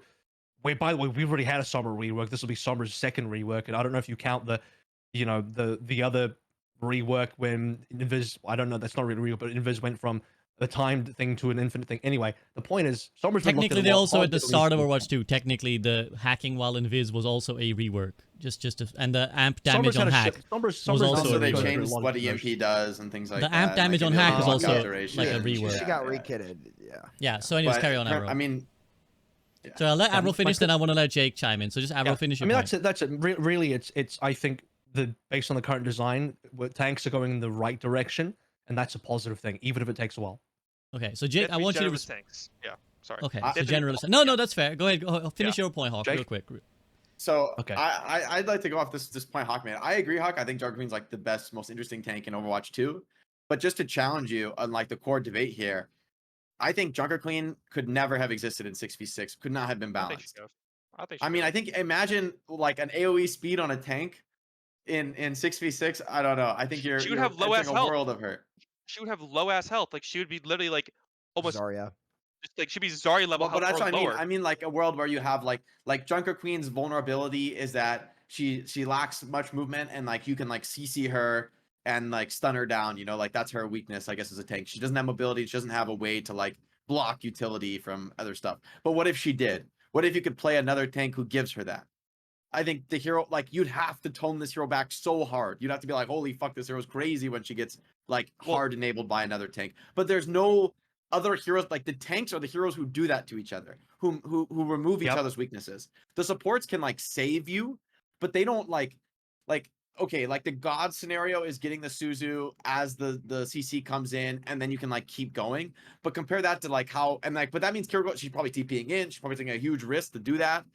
Like versus an old like you know, like my Winston jumps in and I just like give him the Zarya bubble right as the Ana walks into the bubble, and then you sleep the bubble and you get destroyed on Ana, right? Like those combo skills force the devs to like hard limit what the heroes can do, right? I.e., like we said, we can balance double shield. I think, yeah, you could balance double shield. You just fucking give Orisa 200 HP and then it's not, yeah, it's fine. It's not good anymore. But like to make actual balance where it's not just like these like double shield can only exist together and then they're sort of okay balanced as a unit, then Sigma and Orisa could never be good in other comps because they're so neutered due to the strength of the combo. And I think that's the same thing that would happen with Queen if we had a 2-tank 6v6 world with Queen. She's so scary when she has another tank who removes her weakness, that she has to be super gate capped on her kit and like super limited on what she can do, because when you take away some of her limitations with the right combo, she becomes like an unstoppable god.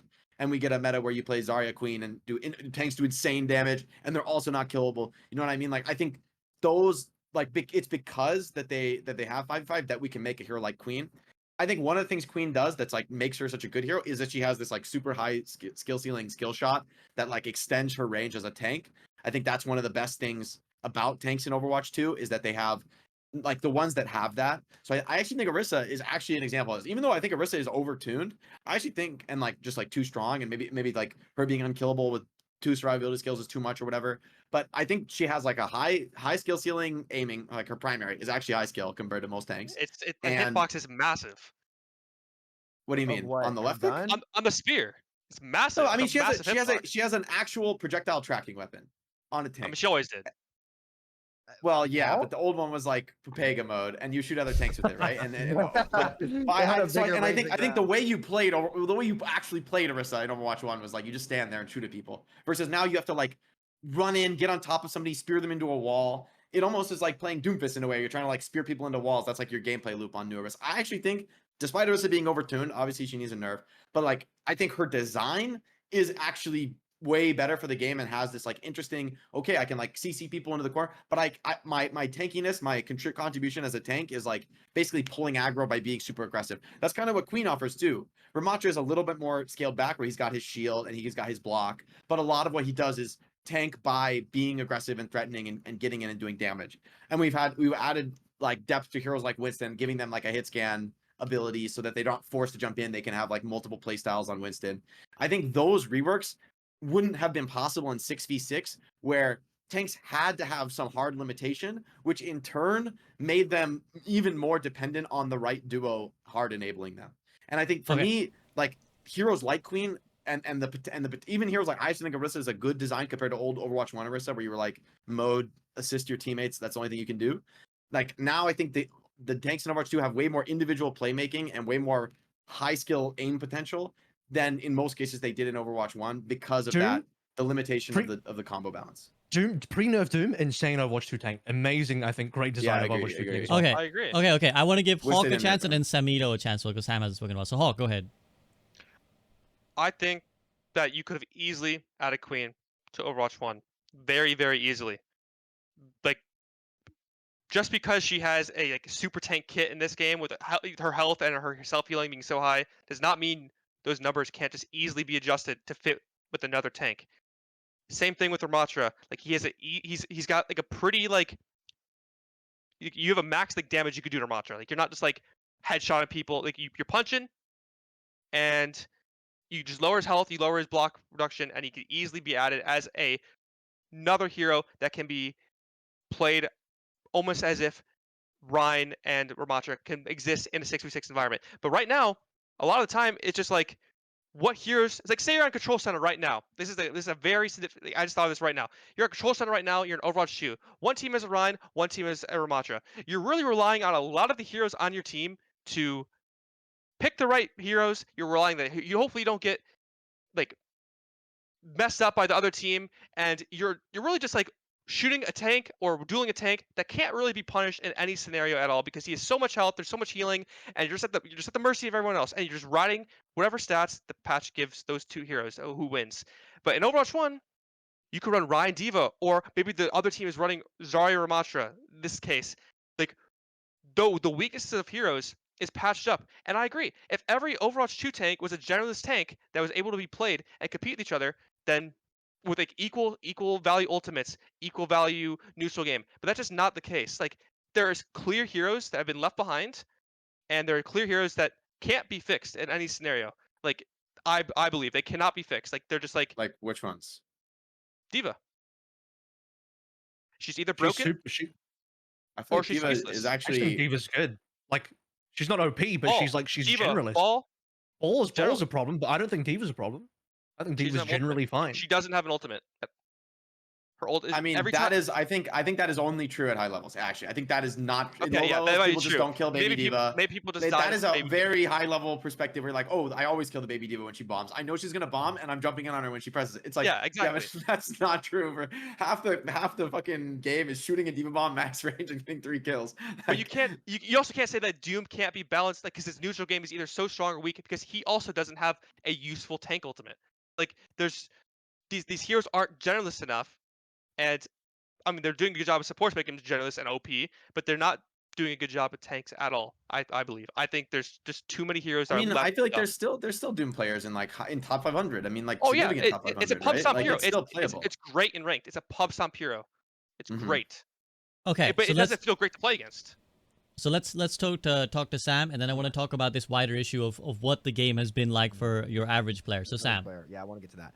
So I agree with Hog. I think these heroes definitely could work in 5v5. I would have loved to play Doom, like tank Doom, and have his values changed, or Junker Queen as an off tank. I'm not really a main tank player. I had a Rhine stint in season 3 of Overwatch 1. It was a good time, but it had to hang up the cape.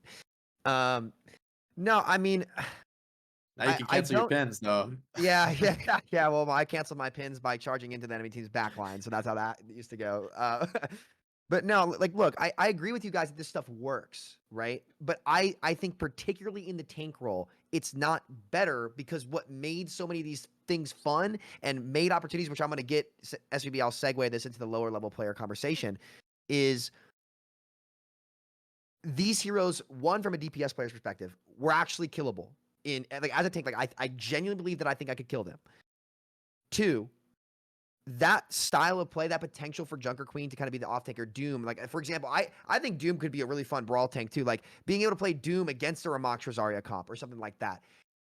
There's additional play styles to Doomfist and ways to play that character at its skill ceiling that in 5v5 I just couldn't do. Like it's not possible because that second tank isn't in the game, taking space, allowing the rotations, having that little bit of the poke phase, like you said, Jake, where I think there is a Goldilocks zone, as I like to say, where double shield's way too far out of it. That's like to Narnia. But, that was part of the beauty of Overwatch 1 to me personally, especially, that really encouraged me to play the off tank. And in this game, you just can't do that. Yes, it works. And yes, is it like people saying 5v5 is going to kill the game? I think is a stupid argument. I think that Overwatch is still Overwatch at its core, but there was more to do in that 6v6 environment when going up against these tanks and playing these tanks. And I think to say that, these new heroes wouldn't fit isn't necessarily fair. And in the 6v6 environment, a lot more of these heroes wouldn't have to be left behind for the long period of time, though Hog being an exception because Hog is just... Hog's an open queue hero. That's the last time I'm going to say open queue. Hog is an open queue. Put Jonak on Hog for one map and run Mercy solo heal on Junkertown. That's all he'd ever... Or if his hook pulls you through buses. But that's kind of what I think. And now, SPB, is it all right if I go to the average players? sure. POV, or Unless does anybody Avril, else you wanna say raised your anything hand, else you first? wanted to Yeah, kind of interject. I'll just respond to one You thing. go as ahead. we- You go ahead. Just before we shift topics, I'll respond to one thing. And I just want to clarify the the point about if we were to hypothetically bring Overwatch 2 tanks over to Overwatch 1. Now, you could bring them over, but I think to Jake's point, he can correct me if I'm wrong, but you would have to heavily neuter these tanks, potentially ruin their identities and really scale them down. And I'm not just talking HP, I'm talking generally their kit. You would even the reworks, like you'd have to tune stuff way down or remove Winston's right click, a bunch of the stuff that makes the heroes way more fun and way more general and I think better for the game. And that just removes their utility in Overwatch 1 because now 2 tanks just optimally work together. And I will concede one thing is that, like, if you play the game super optimally and at a high level, especially, and two tanks are working together, that's a really fun experience. We can talk about the depth there. Yes, you get to work with your tank partner and things are great. But the issue is the difference between that and not working optimally is so gigantic. And that is more true for tank than any other role. Can I ask a question? Why do you think that, for example, Winston's zap shot would have to be removed? I don't see why that would have to get removed in 6v6. Maybe it doesn't, but they have to tune him down. They have to, maybe Winston wasn't the best example, but the Overwatch 2 tanks, especially, I think, Can you give an example? I think it's more of the. I think it's more of like the new heroes, right? Like imagine. I Yeah. mean, you say Ramatra is fine. I don't think Ramatra is fine. Ramatra's weakness as a hero is that he's like no protection from CC other than his shield, which he can't move, right? Imagine if Ramatra could ult and get like Diva Matrix while he runs down your Ana. There is nothing in the game that will do with that. You just get smoked on Ana and you're defenseless. A shatter, a support. Right. So everything that you get to use now. Yeah, but my point is this: like Ramatra has this like incredibly powerful thing where he can like run you over, but he is defenseless against boops and CC when he's doing that. He has like a core weakness, and so my point, even not the ult, right? Like yeah, sure, the ult can be countered by other ults, but how about he just runs you with his fists up? He could kill you before the Matrix drops, you know. Like on Ana or something, and well, you're like two tanks. There's more that could knock him away. You could have a Doomfist, the new tank Doomfist knock away. You could have the Diva boop him. You could have the Rhine pin him. You could have, assuming the Matrix acts there, you could have the Brig flail him. There's still like a lot of those options are still there. I'd say maybe there's more in 6v6 because you have that's my point. Is it's like you're like you if there's like you need these certain answers to counter a hero. Like a smaller number of answers, that means you're gonna have to like tone down the hero because realistically, the way most people play the game is not to like, oh yeah, like okay, they're running this, and so I'm gonna run that. Like I'm gonna tech counterpick them in every situation. It's like no people. If people want to just like log in and speak on the general player's experience and just play their heroes, for those synergies to be unlocked, you have to tone down the heroes. Like why do you think all the heroes get a buff in Overwatch 2? Like not just a stats buff for the tanks, but like they're actually like doing more. They have like some new element to their kit that's like better and more flexible than it was in Overwatch 1 because if you give all these tank heroes were already oppressive in Overwatch 1, especially that duo. That duo would just be even more oppressive. Sure, the other tanks would also be oppressing your team. I'm not saying like obviously it's a 6v6 game if in that world. And yeah, you can both do OP synergy shit. But for the rest of the heroes in the game, it's like Junker Queen plus Zarya. Like what the fuck does any hero in the game do with the Junker Queen getting 2 Zarya bubbles? You know? Like what do you actually do in the game? She would only get one. This year it's only... And that's the point. Zarya would have to be toned back down. Exactly. Again. Then you take away that from Zarya. Now Zarya can't bubble 2 heroes. She still works, right? Right. She still works, but she was made for that. She was always the rework heroes aren't as bad. Like the heroes who exist in Overwatch 1 and they made like subtle changes aren't as bad. But the new Overwatch 2 heroes and also heroes like Orisa that are like basically a new hero, right? Like fundamentally. If we sat down, because we're smart people, we have different. If we sat down, we're smart people. Say we're the Blizzard dev team. We're making these changes over a week, max. Like we can make this a fun game without having double shield, without having these problems. We could do this within a week and make the take experience fun. Like, do you really think we couldn't do that? Do you really think me and you could not do that right now? Two people. I think right it's now. a little bit hubris because to do it for everyone in the player base, that is exactly. I'm sure I could do it for pros. Give me like 2 months of like dropping new patches, watching pro scrim. I will make you a like almost perfectly balanced game for pros. But that will not work for gold players. They will get stomped by some OP shit and be like, this sucks. You got to remove this. Well, they never got to go back. That didn't happen in 6v6 though, because double shield was so oppressive, and yet that was never played in the low ranks. They were playing Rhine and Zarya more than anything, and what they complained about, and we'll transition, was Reaper and Moira, because the Reaper would walk up to the tanks in 6v6 and they would just, they just roll them. Right, that like the things that your average players compared about were not tank synergies. It was the Reapers. It was the Moiras. That was like the gold standard for what people complain. Yeah, AVRL, go ahead. Actually, people just complain about tanks being unfun and just shit. And actually want to talk about what was heavily picked by general players, especially in Overwatch 1. It's just Hog. Hog plus any other tank is really what Hog was dumb. That's the majority of the games were Hog plus 1. Hog versus Hog. And then he should have been reworked. Or some other. But that's if you are playing, but because so many players just lock in Hog plus 1 useless other tank here, and then one tank duo does rock up, with a synergized tank duo. The difference is unbelievable, and that's the thing is like we could make the game fun for players that play the game optimally. If we did it, I'm sure maybe it is hubris, But I'm sure Hawk, like this entire group, all 5 of us, we could do a patch where it's great for people that will play the game optimally in an organized setting. But for people who just solo queue and just fuck around, they're never going to play the game super optimally. And the tank experience is extremely egregiously bad when that is the case. Well, games Yeah, are I still think one-sided. even Games now, are more even one-sided now- right now. Games are I- more one-sided I right think now it's at all ranks. I think even now, like current hog, like I have a hog on my team versus back in the day. Like I have a hog versus like whatever, let's say Orisa, right? It's like a terrible matchup. It's actually a good meta to use this example. I have a hog on my team, you have an Orisa on your team. I still feel like that game is more winnable than playing like 2 random tanks in Overwatch 1 versus a synergy comp, right? Like hog and ball. I think You current hog versus current Orisa is more winnable for the hog than like back in the day. I don't Whether agree. it's double I shield, whether disagree. it's Winston Diva, Zarya. If you had a second Those, tank at in least the Overwatch heroes 1, fit together. I they'll think beat the Hog ones Ball that could don't. beat every single comp in the game in an Overwatch rank game, besides double shield consistently in so Overwatch 1. Very easily. It happened all the time. I actually Maybe if disagree you're the with that. hog, but I think normally normal people in Overwatch. I don't Okay, think so we you know, obviously the hypotheticals are difficult to come to an understanding on because no one, you know, you guys are gonna be like, I think I could do it. You guys think I couldn't do it.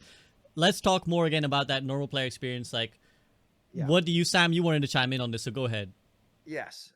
I think that your average, especially tank player in Overwatch 1, has a worse time in Overwatch 2. And it's specifically because the concept of, I don't want to say flavor of the month tank, but it kind of is that same concept where in Overwatch 1, there was way more opportunity for your, you know, your average player. They probably have like a couple heroes at most that they like to play. Like in the tank role, there might be a couple of those characters, right?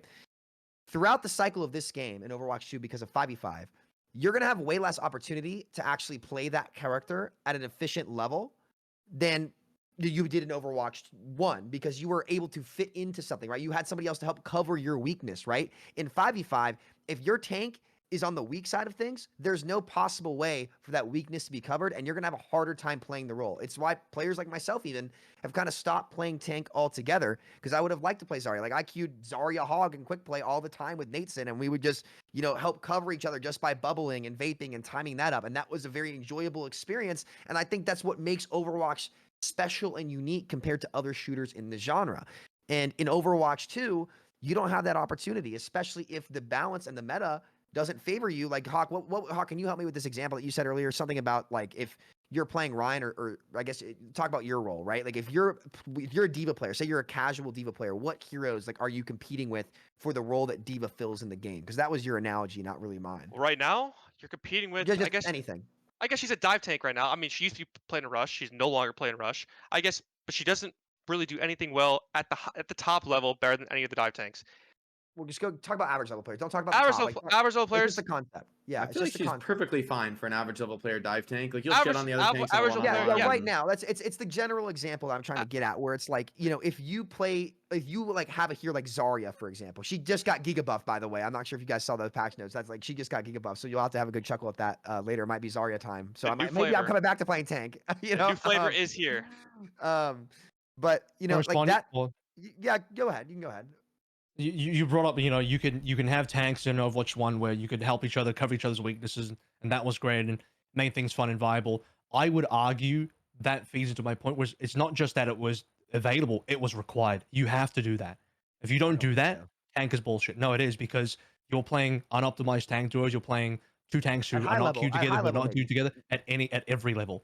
No, 'Cause- I 'cause disagree. The meta was Didn't double people shield high level complain play. so hard Tank- about like my tank duo is always on hog in Overwatch 1? I feel like that was like Yeah. for average players. People were like, "This is so stupid. My Hog tank needs duo to just be likes changed for hog. Overwatch What can 2 I as well." do?" That's fair. Except true. As You a can damage even player, remove hog, even without hog. It's just if you have 2 unoptimized tank players together who Like are not coming, who are not Winston working and together, who are on Orisa wrong and picks, Winston can- and they- it Ryan. just- Like, Someone's doesn't- playing you Winston want- Orisa. Like that never happened. hold you on. think Hold on, you hold on. didn't? Maybe not Anything in high happens level in low level games, play. but- Everything Yeah, happens. like- Everything it's a happens in clown- low play. But here's the Obviously. thing. But here's the thing. For your average player, right? Let's take it away from tank.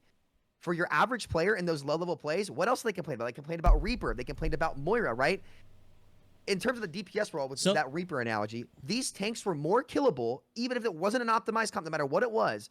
You had more of a chance to actually get that kill in Overwatch 1 than you do in Overwatch 2 with all the immortality abilities, the supports being crept up more, the single tank having more power. That's a support problem. That's your nerf support. That we're talking Yeah, about and that's supports because of 5v5. That they have to have that power, or else the tank role becomes miserable to play, and you just get floored by everything because there's not the off tank. I don't agree to they sit need there and that help power. you. I don't agree that they I necessarily mean, need all take it that away power. and I watch think what happens. I mean, well, they've definitely gone too far. We can agree that there's a middle ground because they've taken it too far, right? We can agree on that. But I'm not saying go back to Overwatch 2 release, but there's a It's middle normal ground for in that there. to happen, right? For the pendulum to be on one side, swings to the other. Okay, we correct. It's like that's the nature of balance. It's going to go back and forth. Sometimes supports will be too strong. Sometimes the tank will be too strong. Sometimes the DPS will be too strong. Like that's inevitable.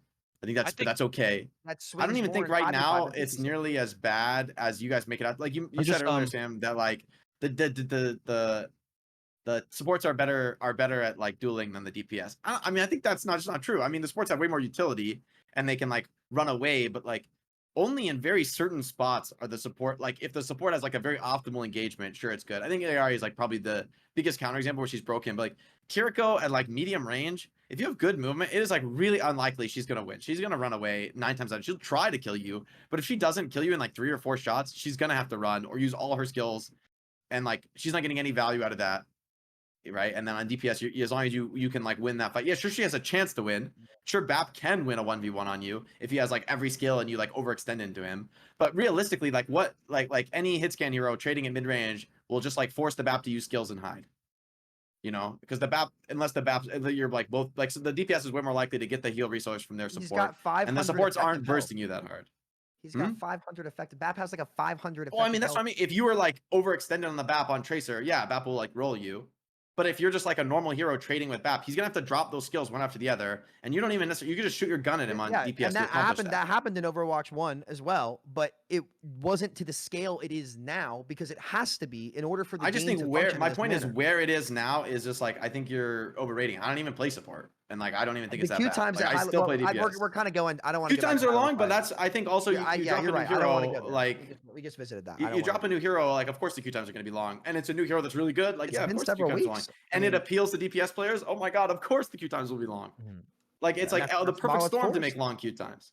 But I also think I as a DPS player, I want supports who can kill stuff too and who can fight for themselves too. Yeah, I'm okay and I with want that. tanks who can do the same. I don't need it to be like I'm the only the DPS can kill stuff. I think that's crazy. I think every hero should be able to like You're right. take their fights and kill. I still think the DPS are better in like most engagements. They have more flexibility in dealing damage. That they're still better than supports at that.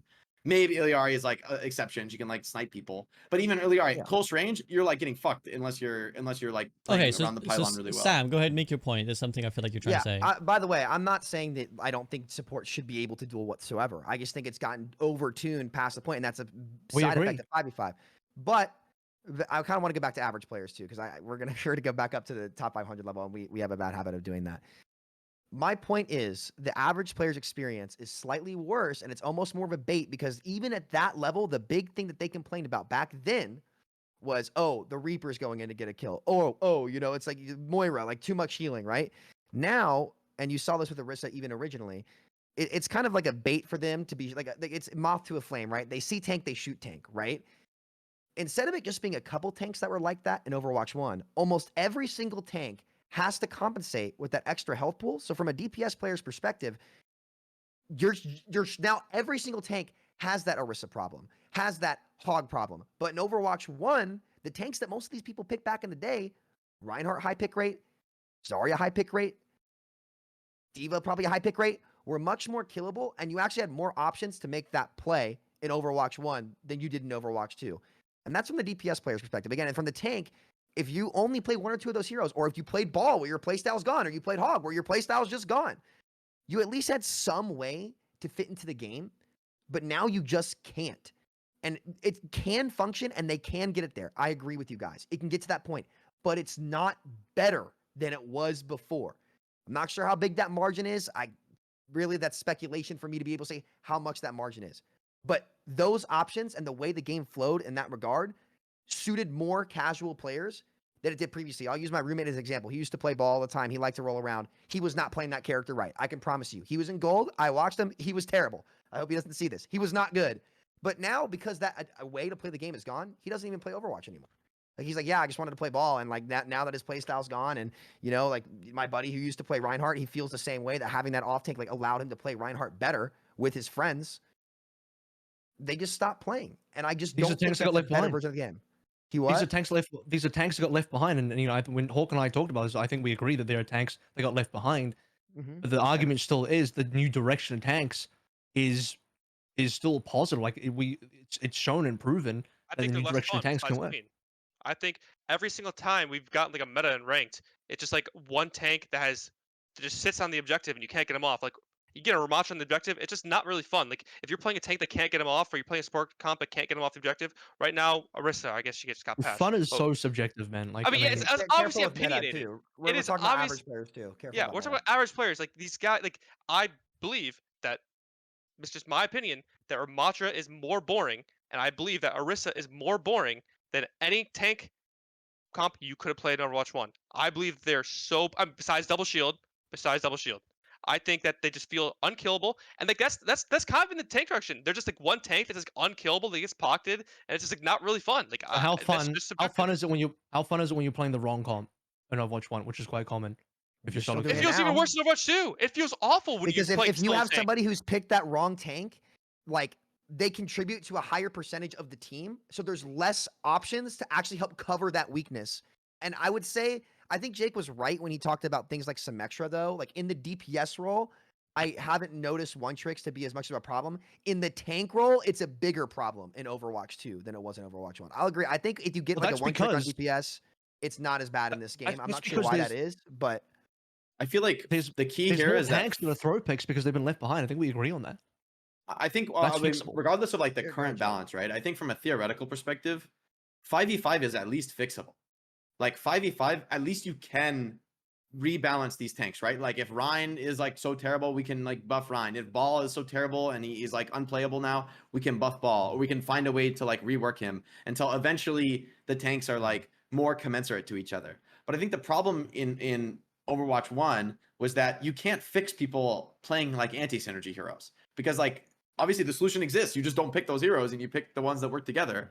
But you can't stop people from doing that, really, or you can't like what are you gonna, you could like you can't I mean, handhold them fully to do hold, that. hold on, Hawk. And You're so I right. think the point is that at least Overwatch 2 with 5v5, at least they can eventually theoretically balance these tanks closer and closer until I already think the current meta is actually like more balanced than you guys are making it out to be. Maybe Arissa's too strong, but like I think like I don't even think Arissa's like that extremely too strong. It doesn't feel like 100% win rate. Especially with the even new in, like, patch. GM.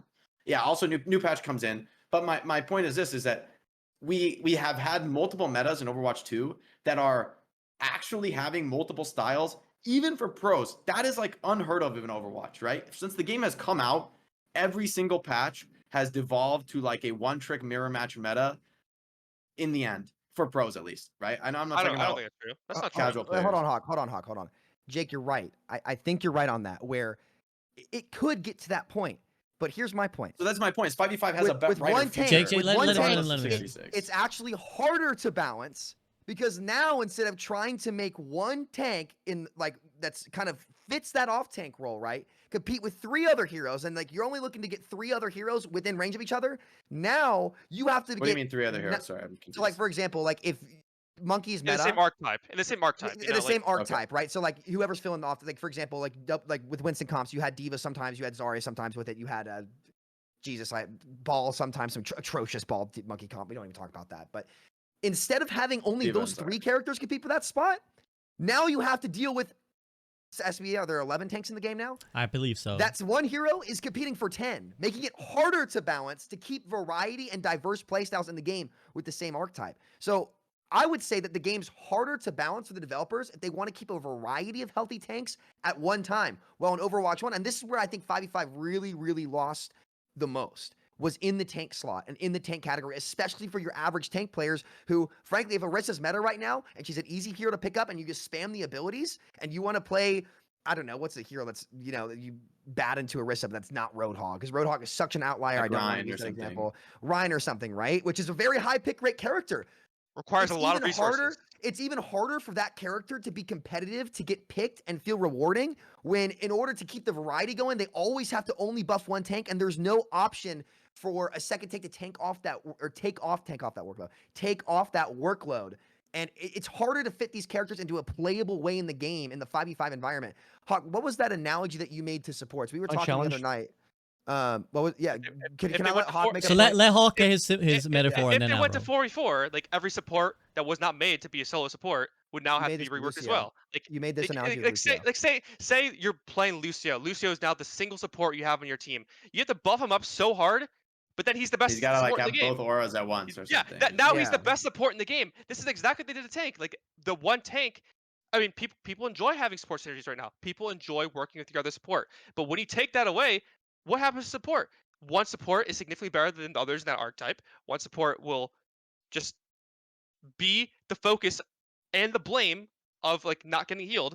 And the average player does not play many heroes. The average player does not want the pressure of being the solo tank.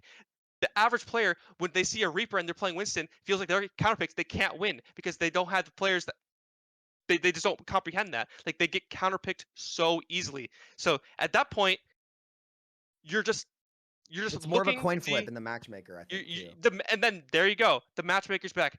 One-sided matches. One-sided matches. Stomps. Like Again, I there think you that's the go. same thing in So Overwatch Avril, 1. There was Avril so many won. stomps. You're right, Avril but won. it's less Wait, prevalent. wait. Let Avril just don't speak. think Let that's Avril true. speak. Let Avril speak. No, I think balance is more difficult to achieve in 6v6, and the reason for that is again, tank synergies together accounts for way more exponential increase in oppressive power and power in general than any of the other roles. You can talk about supports, but like, dude, honestly, like, there's if you let's play this hypothetical out. The more tanks are in the game, let's go back into I hate that we're bringing up open queue again, but I have to do this for the sake of the example. But the more tanks you add into the game, the more they exponentially increase each other's power, and no other role does it. This is why it's difficult to balance. If we were back in open queue and you had to balance tanks against the possibility of playing with 3 tanks in your team, 4 tanks in your team, 5 tanks in your team, absolutely impossible. This is like when you had to, way back in the original Overwatch release, you had to balance Winston against 5 copies of himself or some bullshit like that. 2 tanks balancing against the fact that there's another tank player on your team and what the most optimal output of that is, that's where the balance has to be. Because if you don't balance around that, then that optimal output of 2 tanks working together at the highest level of, of 2 players calming together, trading cooldowns, covering each other, mitigating damage for each other, that gets absolutely insane. And that has to be addressed. And I think the most efficient way to address that is to lower the number of tanks. The more tanks are in the game, and this is, again, when you go back to open queue, it's just a proven point. The more tanks are in the game, the more powerful that tank role specifically becomes. You just don't see that as much in the other roles. You can stack 5 DPSs, doesn't feel as oppressive. You can stack 5 supports, not even that bad. 5 tanks, or like more realistically 4 tanks, 2 supports. We've literally had those metas. Tanks compound on each other in a way that does not happen nearly as much in the other roles, and that's why it's far more difficult to balance tanks when there are more tanks in the field, especially on the same team. At high level play, yes. But No, if at we're any talking about your level of average play. player, In no, every that's play, not what every people level. complain think about. every Man. level of play was They playing run Goats? Zarya in a double shield meta in average ranks. You think every Right. player experienced goats every single game? No, they did not. No. We're But talking you're about two talking different about things your here. average You're I don't talking think we're about the open same thing queue. here. You're bringing up open queue, and I So, would But argue even if it's not Hold on, Ghost, like SPB, Lucio SPB. Mara I'm 4 I'm tank is allowing the very open good. queue example because we brought it's up counterable. 4v4 instead. It's So like I'm just allowing a open queue with that. But It's a hypothetical to illustrate how strong tanks are when they compound together. To Okay, prove that well, that's I a can true say that's the a good statement. exact point. same thing with supports. I can say the Why is exact it- same No, it's thing not. with It's supports. not the Whoa. same. Hold on, we're going back to to the where we were circle. the same before. as Hold supports. on. wait. going Okay, back. let's We're get some going back to the clarity. circle. Let's get some clarity. Okay, so here's something I want to interject because we've talked a little bit about why people were playing, like why tank was better in 6v6, why tank was better in 5v5.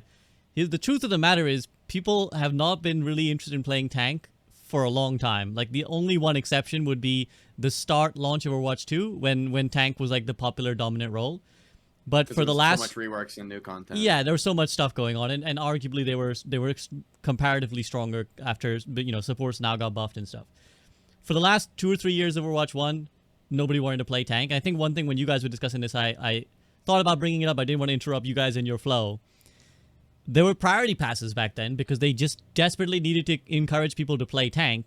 And the truth and the reality was, yeah, it was just people farming priority passes with Hog. It was just people who didn't want to play tank, locking Hog, locking priority passes, and getting them that way. Problem is, now we have a different kind of problem, but people still don't want to play tank, and that's potentially Counterwatch, and everything being thrown in your face, and as Hawk mentioned, the blame rests solely on your shoulders. So the question I think that is perhaps more productive to have right now, because we've talked about what perhaps subjectively feels better, is what is easier to solve?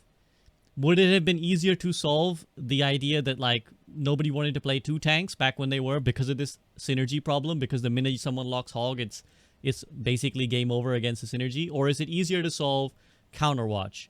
So I'm gonna let Hawk go first, then Jake. I think if they just add content to tank, people would play it. They've already proved that if you add content to a role, you're more likely to play it. They've already proven that. And now, I don't think these issues that you just brought up can be solved in 5v5. I think they're just going to keep getting worse as more heroes are added.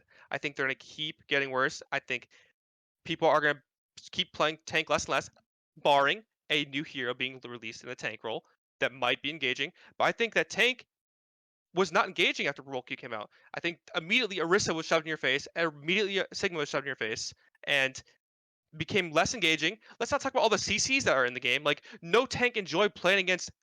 I think the big 3 are Sombrahack, Brigbash, and Mayfreeze. I think those 3 just ruined like playing tank in Overwatch 1. But all those things have been like addressed. They've been addressed. Like, there's no reason that Sombra should have hacked you out for 7 seconds in Overwatch 1 or whatever it was. There's no reason that Brig should have bashed you every 5 seconds in a giant ass hitbox.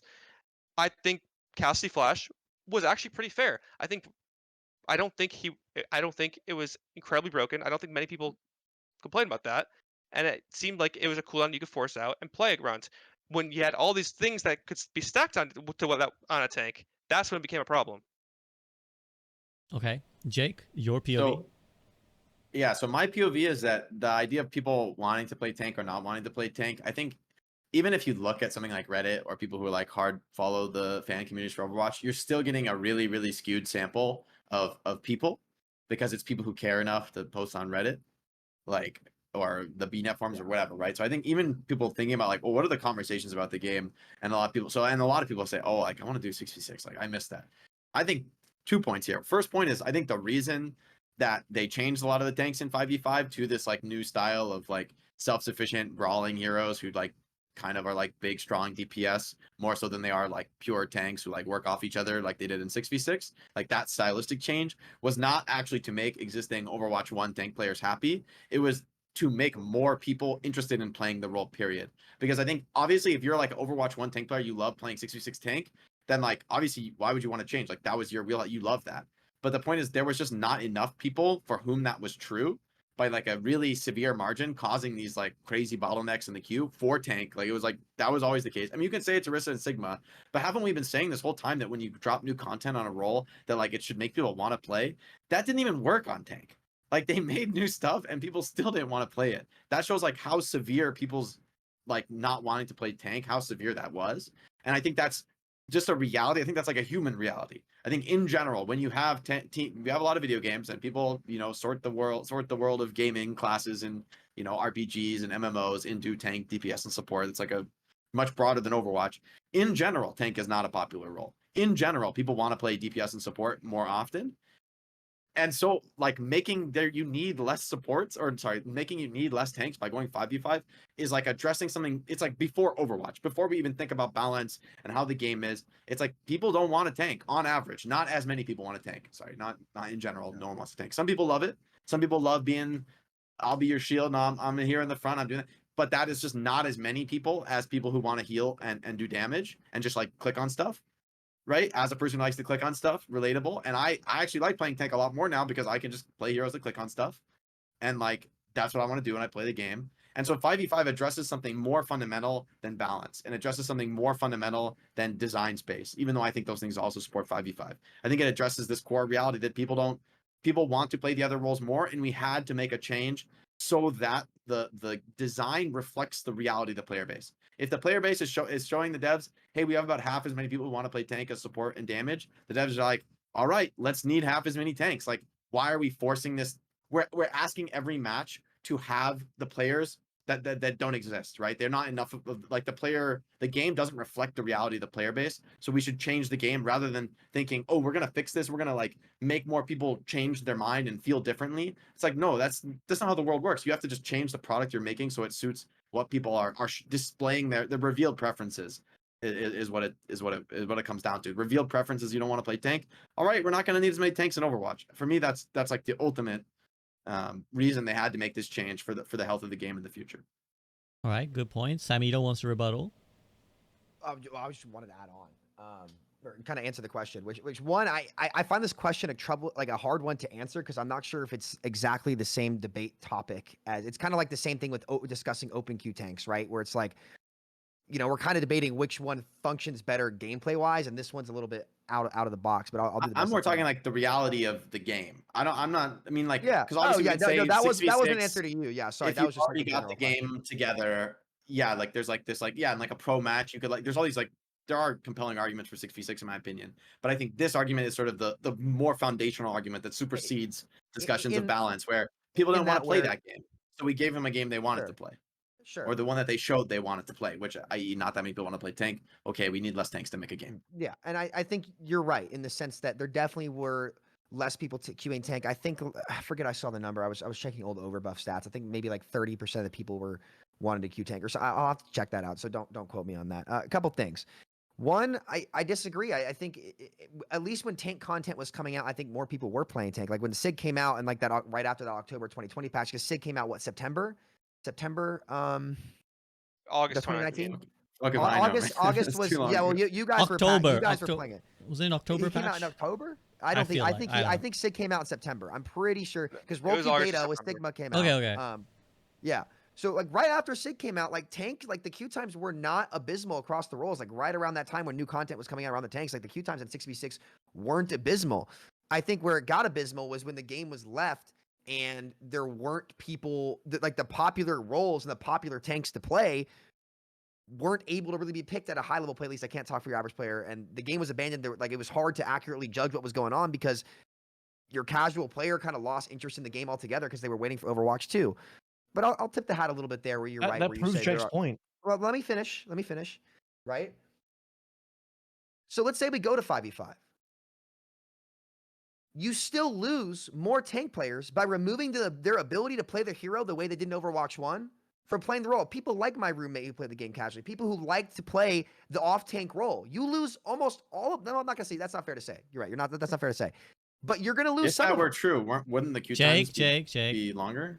Well, because while you do remove one player, and while you do lower the requirement to start a match, you also decrease the volume of people willing to play the role. To what margin? I'm not sure. So I will give you a little bit of that point there. I will tip the hat in that regard. But we don't know how much that helped. We don't know how many people stopped playing tank because the way to play their hero, like I have people, they would come to my chat all the time, like, man, I used to play ball. I don't play ball anymore at all because the way to play them isn't viable in the game anymore. Yeetle covered that in his video. What about the old people who would just hop on and play Hog, the hero that people complained about a lot, that has lost his role in the game altogether and will get flamed every game for picking that character? So you're right. You lowered the requirement to actually have people like start a match and enroll queue. That's really, really important in the industry where compared to when Overwatch first came out, there's way more shooters out there. There's a lot more competition in the industry. So lowering those queue times absolutely is important. But what did it cost you as well? It cost you more coin flip matches because if you don't get the right tank in that scenario, you could just waste the whole match because you get the Hog that's running around like a goofball or a Ball who's rolling around like a goofball or, somebody who clearly is making big mistakes and is mismatched, right? So you're right in the sense that I'll tip the hat there and say, okay, maybe this made it easier for matches to come up and maybe there were less people queuing that role in general. And, that this is one way to address it, but you also lost quality for it and you lost depth. And in my personal opinion, the reason why I prefer 6v6 is the cost to making that change outweighs the reward of slightly getting that potentially faster match. When you lose players' play styles in the tank role, you frankly just, make that role harder to balance, in my opinion. I know, Avril, you'll disagree. At the high level play, sure, maybe, but you're making that every role... level play. I said every level. I wasn't talking high level. Okay, Sam, finish your point, then we'll let Avril talk. Finish your point, then we'll let Avril talk. I disagree with that point because, again, now you have 10 or 11 heroes competing for that one spot, and you almost eliminate the archetype from the equation. It's greatly diminished, and it's just so much more competitive to get those heroes to get played. And those costs just, I personally think, outweigh the benefit of, from a format and product level design, making that change. I think you lose more than you gain. Okay, I want to address... So first thing I want to address there is there's a lot of stuff said there. Number one is we're talking about like, well, tank would be more popular if we added more content for tank. That's a redundant point because that's true for every single role. You just see that across And it any worked role for that gets support. new here. It worked for Any support. I'm not. I agree that it works, but it's redundant because it's just. Yeah, I mean, like, what you're saying, water is wet. Like, no shit. Of course, if a role gets heroes, it's going to get played. Why change? But that, but what to prove Jake's point is when we didn't have content, we're in a content drought. The roles and the popularity of the roles normalized to what they actually are, to It was how popular they frustrating to play actually are. tank. When it's It was completely frustrating right. to play tank. It's always been frustrating to play tank. That's always been Okay, true. well, they abandoned the game for 2 years. How can you even argue? They abandoned the game and left the most Correct. frustrating role not fun. Like, how do you I'm how do saying you it's even not rate fun. that?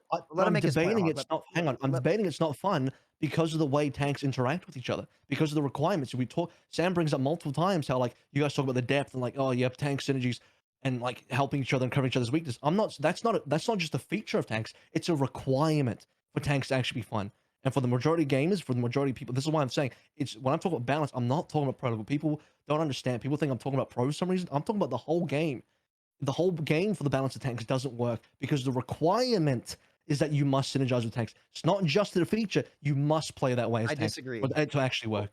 I Can you disagree for agree? average players. I don't think that's Wait, true. Avril, have you finished your point firstly? Sorry. Is there anything you want to make, or do you want to let? I think Sam brought up 3 points. I addressed 2 of them. I'm trying to remember what his You third can do point you was, can do but, the third. You can do the third. but I can't remember all. I Okay, remember well, 3 take a second to points, think about it while Hawk, Yeah. perhaps you want to respond. Well, but can you I agree basically. that? Oh, Sorry, go. Oh, You sorry. go. Can you agree that more average players get easily counterpicked and play less heroes In Overwatch 2? in Overwatch 2? Yes. I think specifically for tank, counter picking is more prevalent in Overwatch 2, specifically for tank. And do you agree But that more average players play less heroes?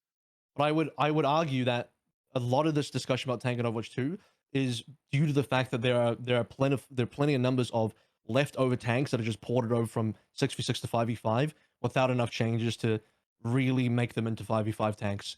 So I think that's the major weakness. That's the one area that I'm happy to concede. It is the one major area of weakness for 5v5. And as Jake and I have discussed, that's an area that is actively being fixed, and you can actually see a light at the end of the tunnel for what that looks like, and that's positive for the future development of the game. How confident are you that can be fixed? Because if you look at Well, today's patch, I mean, like, I am not confident this can be fixed at all. Like, Zarya is now the new flavor. Like, I look at this patch and say, yep, this hero is fucking broken. Like, that's what I see. I see this hero is going to be good at all ranks now. I would actually argue The patch that is out, right? So we can talk about it. Yeah, I believe hang the on, patch is I'll out. just say my one piece before we get into that. I would actually argue that for Overwatch 2 for the casual player at low ranks, just a normal quick play, whatever, the actual flavor of the month and what is quote unquote meta is far less relevant. That's always been true for Overwatch his entire lifespan. Overwatch 1, Overwatch 2, whatever is meta, because people bring it up. You know, people always say it's like, yeah, well, average players never play Ghost. Correct, because the meta applies less to you the lower your rank is, the more casual you are. So this idea of like counter picking on tanks, that is absolutely true and probably a lot more of an issue at the higher level, way less so, I think, for the casual player. But it's more true in 5v5 for your average player than 6v6. Currently, and the reason for that, as we agreed upon, is because there are some leftover tanks that just don't feel right in this game. I don't think that's true. It's not fixable. That's not true. Because those matchups, Proven to be fixable. How? What do you? How? What is how? Because you look at the new tanks design. I think unless Blizzard really makes some mistakes here, all the new tanks that are released really fit the mold of what 5v5 is for tanks than the old tanks. And some of the tanks that have been reworked and brought over, like I said, release Overwatch 2 Doom with the slow back in. Brilliant example of a ported Overwatch 1 tank that makes a lot of sense. I think Orisa, outside the fact that she's insanely tanky, you can drop the numbers and balance that. She's design wise probably fine. Then another here's better. Hold on, Hawk. Hold on. But those are some of the more popular original heroes that people had good experiences at your average level playing. Rein, Diva, and Zarya have all permanently lost playstyles that people that played Overwatch 1 loved, that they will never get back in 5v5 in Overwatch 2. They can function, that's true, but they won't ever be better than what they were able to do in Overwatch 1. And like, I'm sorry, and go Sam, find me somebody That's, who can go find me somebody who complains about Rein Zarya from Overwatch 1. Sam, Go find me one person who would complain about that. The reality of it is live service games, they're going to change. I'm sorry, but the guy that liked to play 3 Winston's and 3 Lucios in original Overwatch, That's not he's even not going to get that close to the experience same back. comparison. It is That's because no, BS. SVB, because you you're gotta throw the BS flag there. no, That's hang not on. even close. I'll let him make his It point, is, and it then is. I'll see. It is, Let me make his because point. you're talking about styles of play that have been lost. You're talking about ways of playing the game that have been lost. There's plenty of styles and plenty of ways to play the game that have been lost. I'm sorry, but that's abundantly true. And I That's will not concede that because there's plenty of people who miss open queue as well. So that I think that is just how okay, it is. talk no about, like, hero oh, I limits can't- is Hey, very, I very like different playing. from I like Zarya's playing synergy. Junkrat when I could one tap the fucking tracer with a mercy boost in the giant AOE. I had a great time, but like it's gone now, and that's Guys, okay. come on.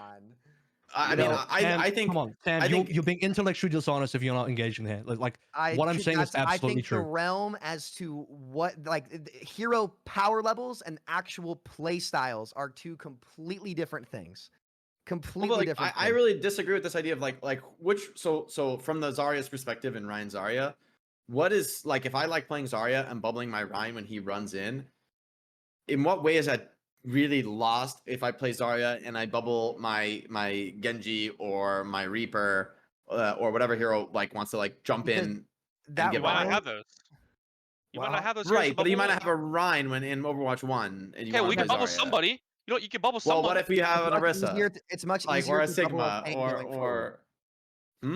it's the much way easier to that bubble a it's thing. the Yeah, but way you can that also bubble yourself twice, right? So like I think you can be the one going forward. You take both bubbles on yourself. Like, is there anyone who loves playing Zarya who's like, I'm so pissed I have to always bubble myself. Like this sucks. Like I fucking play Zarya and I bubble myself. If I don't have a hero who goes in, I go in and I multi-bubble myself. I don't care. Like what if the only thing that's lost, I agree, is that like I wanted a duo queue with my friend and we could do like this cool synergy stuff on tank. And I agree that's lost, but I think that was a sacrifice that had to be made because there was too much potential in that. There was too much in oppressing the rest of the game. This is a fair point as well. This is not nothing that was lost that pissed people off. With role queue being added, people couldn't just flex to any other role. That was a major thing that was lost. I mean, there's so many. The list of things that was lost over time is endless. So going down that pathway for an argument is ridiculous. No, I don't think it's ridiculous at all because those heroes still. No, I think it's a fair point. It's just a question of sacrifice. What's the value? No, not your. I think your point is fair, Sam. It is something we've lost, but I think that the broader point is we of course will lose stuff, but we have to value it against what we've gained. Yes, but I think the difference between losing people like being able to flex to other characters and actual power in their game is that this quite literally removes content from the game in the sense that the way the heroes can be played and the diversity of how they can be played across the board, not just Are you measuring just on quantity? Let him finish. Let him finish. One less hero is. Let him finish, then you can respond. I'll give you your time, AVRL, but let Sam finish his point. So the point I'm trying to make here is, sure, you could argue that you couldn't flex to other roles, and that was it. You could argue that wasn't enjoyable, but that doesn't specify the total things that a character can do to interact with other characters in the game. If you removing a tank from the game as a Zarya player, if you could bubble a Reinhardt, the amount of space that Ryan could hold forward lasted for a long period of time. And when tanks both collectively had lower health pools and supports didn't have all of these Overwatch 2 mobility creep, whatever you want to call it, as Yeatle called it in his video, you were able to kind of splice and force an off angle as Zarya and go look for a numerous amount of picks that you could possibly create because more heroes in that environment of the game were actually killable in a quote-unquote one-on-one scenario. You were able to create small windows for yourself to kind of play forward. Hawk, you can testify to this way better because you were a way better Zarya player than I am. But there were windows of opportunity to create for yourself by having that bubble be on a tank because they could save their resources, kind of walk forward. It's that poke exchange kind of thing that Jake talked about earlier. And it was just the right amount of Goldilocks zone where the best players in the world and the skill ceiling was so great on that the smallest decisions you made in that 2 to 3 second window to create an opportunity were some of the most fun moments in Overwatch history for me personally. And many other players playing Ryan Zarya going around looking for that kill. Granted, they couldn't do the big combos in the average ranks, but that was a play style that from the transition from open queue to role queue 6v6, you still had as Zarya, right? But from 6v6 to 5v5, you have now lost unless you have an echo copying a tank, in which case you can Well, still do it. not even echo copy. Like, is it really like you needed to bubble my? I need to bubble the Winston. It's like, no, I don't. I just bubble any You didn't hero who have makes to, space but for it was me. an extra option, and that option added depth to the game that made the game Dude, more okay, fun you and gave can't- you more But, options. You're just. You I mean, can't go I down see your Okay, the so point that, Sam, like, finish your more is point, and more, then but- finish your That point, is the Sam. point. Is That's that your a point? direct Okay, example of more you Avril, could go do. ahead. Respond. You can't Well, you can't go down the can I- pathway because then I'm gonna argue 3 tanks. You could do these things. And then we lost 4 tanks. You could do these I'm things. not these arguing things. for open Like, bro, queue. But Yeah, not well, like- here's you're let saying me you're take saying this like, then, oh, we Avril. have less tanks, and but I'm just So saying, what like, Sam is saying, the whole is that the cost was too great, right? The variance that you guys are having Cost is was too Avril. great. Avril, you feel that, well, we've made sacrifices along the way for the strive of a better game. What Sam is saying, this one was too much. Like, this one was wrong. We made the wrong call You're right. here. I phrased that poorly. You're right. In the sense that with roll queue and going to roll queue away from that, like what you gained were consistent quality matches and not the 5 DPS 1 Mercy that Jake referenced earlier. I should have specified that. Thank you, SVB. I made the No wrong worries. point there. Okay, Jake, you said you wanted to say So- something. So I just like to address this because I think that is the ultimate question: is the cost? I mean, because obviously there's costs, right? Like obviously going to 5v5, yes, you lose. Like I cannot bubble my Winston anymore when I'm playing Zarya because we can't have both on the same team, right? Like that's how the game works now. But I really just question this idea that like something crucial has been lost there. Like, what did you love that so much on Zarya that I have to bubble the Winston? It's like, dude, just bubble. There's like a bunch you of don't heroes that will have go in to. for you and make You don't space. Lowered the have skill to. ceiling. It No, lowered no, the skill ceiling. It lowered the skill ceiling, yes. And Jake, you're right. You don't have to. Shh. And like 5v5, I- you could still get some of that. But you could, and it was better to have more options because it raises the skill ceiling of the game. And this is just my personal opinion about gaming Well, in general. in the sense that like you can bubble 5 allies in 6v6 and only 4 of them in 5v5, there are less options. But Because I none don't of them know, are an for me extra that tank that can hold doesn't space. make right, but like a Can I bunch of ask a heroes can hold question? space, right? Like Genji Right, can like space. hold his It's deep about like for longer. getting you The Reaper energy. holds his Wraith for longer. Like a bunch of other heroes can, like It's other easier heroes to get can do energy. this. And you could say like, what if I don't have Genji? What do you don't have Winston? Like like what if you Can don't I- have a tank who goes question? in? Any tank in Overwatch 1 and get energy off it. No, Can I- no, Zarya, Sigma, Diva. Who Yeah, shoots these you heroes? just- you bubble your Sigma and It he was walks easier. forward and he gets energy. It was No, like, easier he at a doesn't ground Am I level. supposed to am I supposed to bubble my like my I don't know my No, soldier but to go boys, give me imagine energy in playing this game? Zarya Sigma in Overwatch 1. You'd be like, oh, I'm getting so much energy from this fucking Sigma pressing W. Yes, Like, got this more is than so you great. did now. It was fun. It was fun playing Zarya Sigma. Like it actually was. Like it was not like it was fun to do that. Who ran Like, that? I think Revival played that against us one I time. feel like that was never good. Like it that was never 'cause, like, good. It was never good because because Sigma the Orisa was only better. doesn't But, like, create like the heroes that are good with Zarya, the heroes who have some like immediate threat it was that still has fun to be though. addressed, and then Zarya forces you to like respond to the immediate threat because but you can't because you give Zarya energy, right? She puts you in this double bind scenario. But right, like and then but in Overwatch 2, like you can still do that. It's just not the tank who provides immediate threat. It's a DPS who goes in for you and provides immediate threat. Okay, Or I agree. it's Yes. yourself. You just bubble twice. Like so we lost. Yes, you can only bubble 4 allies instead of 5. There's less choices. But now you can use both the bubbles on yourself. There's like an even broader foundational choice that has been added in, right? Like And- yes, on Winston, you don't go in with your Diva matrixing you. You can hard dive because you know you're gonna get matrix, but instead you have an option to like poke. You have like more flexibility in your playstyle. You're not pure short range hero. So like yes, there's some things have been lost that reduce skill ceiling, but I would argue on all those heroes like Ryan can cancel his pin, multiple fire strikes, right? Like all these legacy heroes have had dramatic that lowers- increases to what their kit I can think do. that lowers the skill ceiling. I think tanks are too tanky. They're just too tanky. Like I don't like when I'm shooting at I mean, another how does tank in this having game. more options on your kit lower your skill ceiling? If it's easier to cancel, maybe. Let 'cause Hawk you- finish. Let Hawk finish his point. There's whenever I'm having a tank war in Overwatch 2, I'm just forcing cooldowns. It's so much harder to gain the space. Like they're just so tanky. The super tanks are too tanky. Like Zarya, when she's good, is too tanky. When Orisa is good, she's too tanky. When any hero is too good, they're too tanky. And especially when you start getting these like support combos that just heal you for like 200 to 300 like instantly. Like it's just not even like it's just not even debatable. Like you just get healed instantly. The tank war is less fun. Like it is not as it's you might have more things to do where theoretically, oh, it's a higher skill ceiling, I can cancel my pin, but is less engaging. Like it is less I'd say that's engaging. a skill floor thing though, because it's not about like making the right play. It's just you get bailed out of the bad one. No, or am I? Maybe that's I just mean, a yeah, bad kind example. of, yeah. Like it is harder to punish. Like There if are I see some a like that though. if I see Ramatra pop his shift, I'm like, oh, well, he can just AFK and wait for the next one. Like he's not punished. But if you saw Azari in Overwatch 1, oh my God, she wastes her cell bubble. She's only gonna have max of 40 energy, and she's on cooldown for 12 seconds.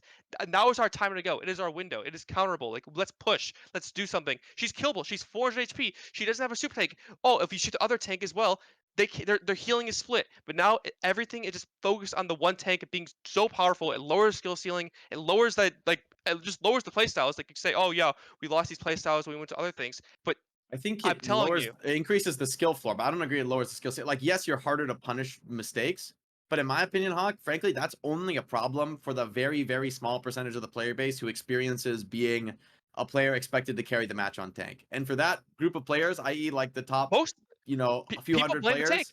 People blame the tank in most every rank. I think people are just deeply wrong in most cases about That's that. always true though. But yeah, yeah, it's like, true. yes, People are gonna probably have wrong. like a fucked up perception. But it I feels mean, bad as the the people tank. for It whom feels that's bad. actually true are the people who like you who might actually get into a match where they are like whatever it is, I don't know, SR. Let's say you're 500 SR over the other tank. You like need to gap him and like crush them in order to win your game because you are too high rated. There's not a real opponent who can like match you, and so the enemy team is all going to be better on average than your team, and you then he like picks, that. and then he picks That's Orisa, only and he true. just equalizes the Exactly, game. and you're fucked. Or Fuck. You're Matra, actually and super equalizes the fucked. game. But you are there's not many of you. That's the point. I mean, I played against Most Diva people against a playing the couple weeks game. ago on Root. Remember? I played a Diva mirror against you on Root a couple weeks ago, and I pressed tab 4 minutes into the game.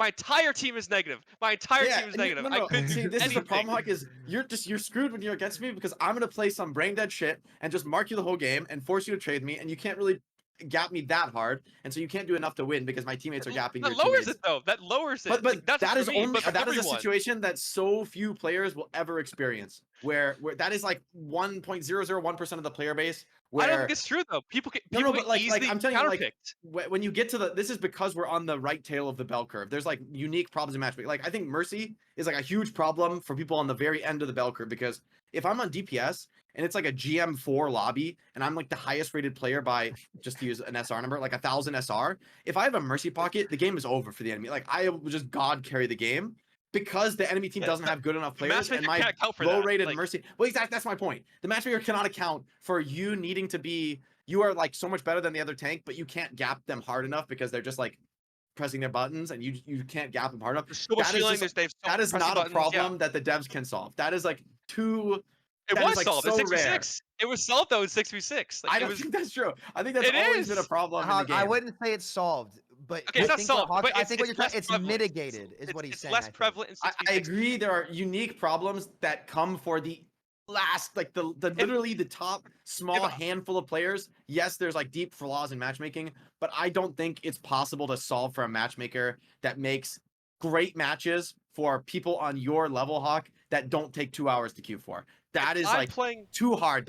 There's like 5 people in the world who can be on the fucking tank roll against you and make it like a fair match. You can just play like. I do think the rest of the people you have to solo kill and do so much. Playing well in 6v6, that means my other tank is probably playing well. If I'm playing well in 5v5, I have to rely so much more on the team comp and the skill levels of my teammates, and that's not just me though. Are you saying every rank? What's more important though, Hawk? Because I have a question for you, honestly here. So would you say that it's more important that your supports are better as tank? Because what I've noticed, and this is a problem that I've had with 5v5, is especially in the case where you get like Mercy Moira, you get low impact supports, because that additional power has been offloaded to the support role and heroes other than Mercy and Moira. Like I found that without an off tank, like at least if I had a Mercy and Moira in Overwatch 1, if my exchange, like if the tank and I picked one of those tank combos, we had more control over our game, right? And control over. I'm not gonna lie, if you have Mercy Moira, you're probably fucked either way. You're probably fucked either way. I will acknowledge.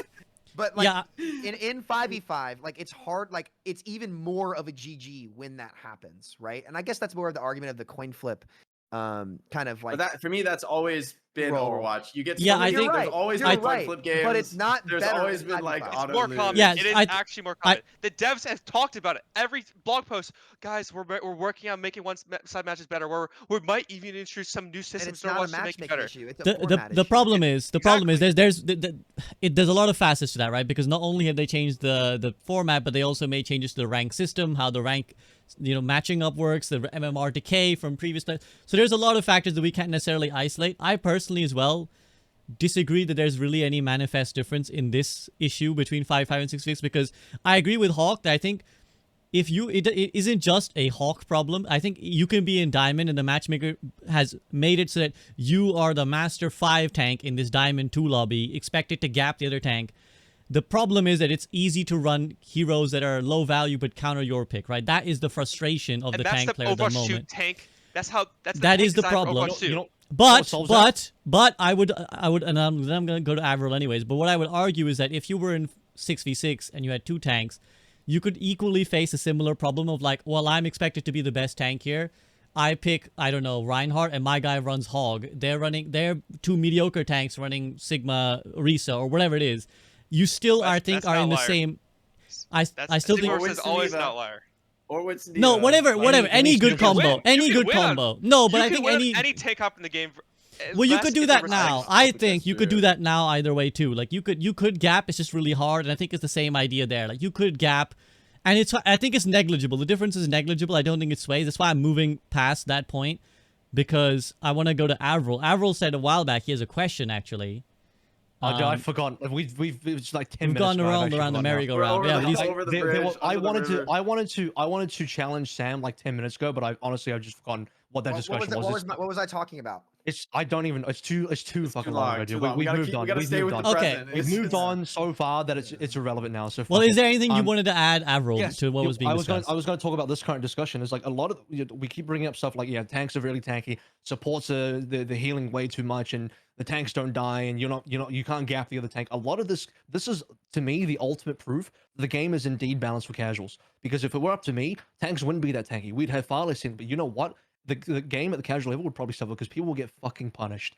You want to talk about the skill floor? The skill floor, I personally believe, this might just be my opinion, but my opinion is that the casual player wants the skill floor to be raised, i.e., to be easier to play, because otherwise the game is too punishing. Wait, And that's no, you're the right. skill, Sorry, the skill floor, basically the game being easier, because like I would argue that they want that to happen. And if you go to BNet forums, and maybe that's not the most accurate, as Jake says, that's where all the most toxic people who actually want to complain about the game go to. The point is, like, a lot of this is also just indicative of the game just being balanced for casuals in general, because the game is not as punishing. It's harder for you to gap. It's harder for you to do all these things. Because a better game, if we were to balance the game, we would probably all reduce the healing by a Eventually, shitload. we're all reduce the playing tanking, Quake Instigate. and then we're just That's playing the Quake. truth. You wanna Instigate, play which is high probably- skill, let let's AVRL, play let Quake AVRL Instigate. finish. Let AVRL finish, Jake, please. but I agree with Jake. We'd just be playing Quake Instigate, which actually might be better. Maybe I'd prefer that. Maybe we would all prefer that.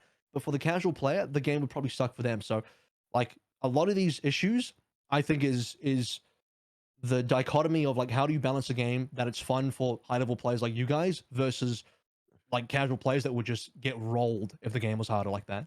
Casual players get counterpicked easier. They have a less fun time. Like I mean, But I don't doesn't that mean think the counterpicks is, other I don't the think other counterpicks are team at a nearly as low level prevalent is in terms of worse value. at counterpicking you, right? Like you're bad at swapping to deal with the counterpicks, but so the other tank is also bad at counterpicking you, or they don't actually play the hero they need to counterpick you.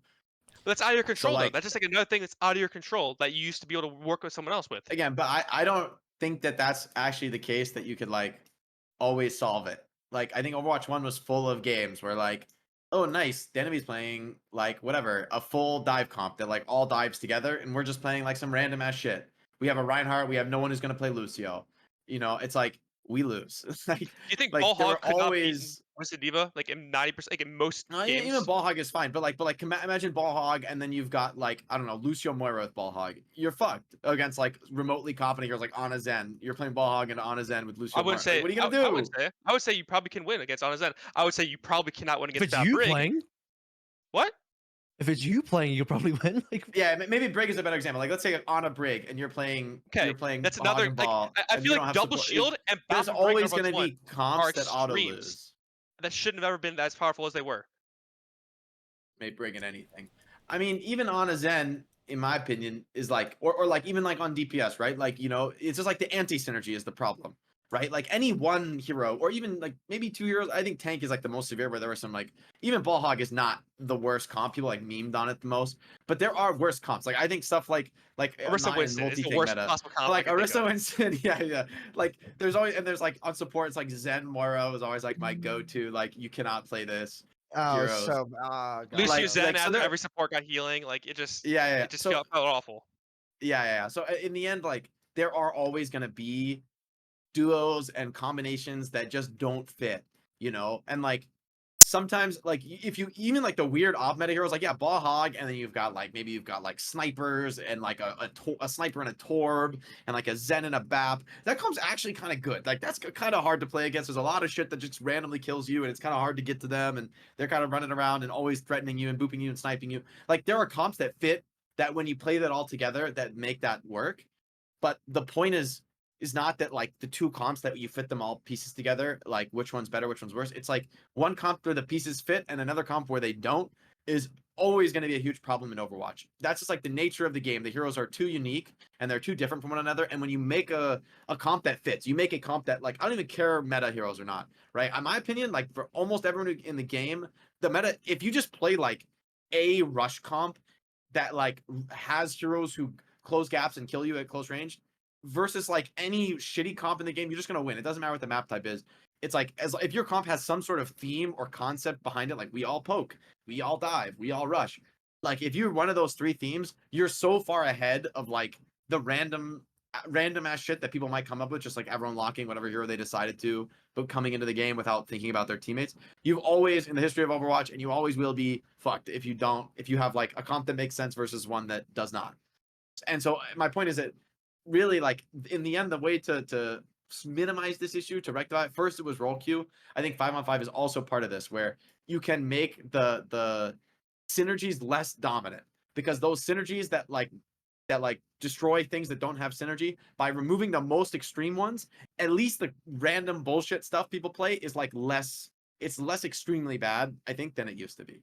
In my view, it's less, the distance between the synergy comp and the non-synergy comp is shorter when the synergy is just less effective. Like, and I think the tank synergy was the best, and so removing it removed the top end of synergy, which also removed one of the really fun things about playing with a full team. And like, yes, we're gonna do everything perfect. We have these crazy things we can do if we all work together.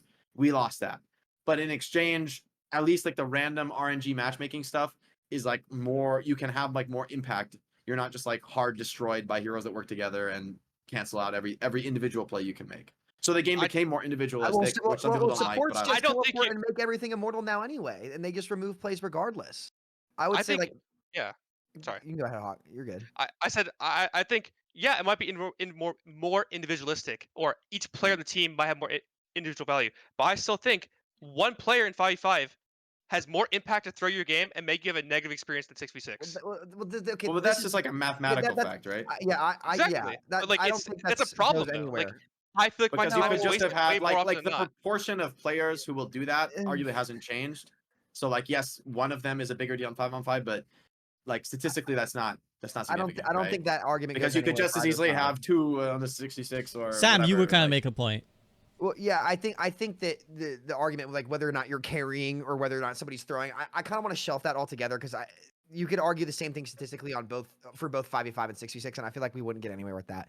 I would say I would say though that I feel like as a DPS player, I have less individual impact outside of double shield right now in the game, just because there's so many like I cannot kill a tank ever. Like there was some circumstances in Overwatch 1 where I could do that. Now in this game, it's not going to happen. It's just not going to happen.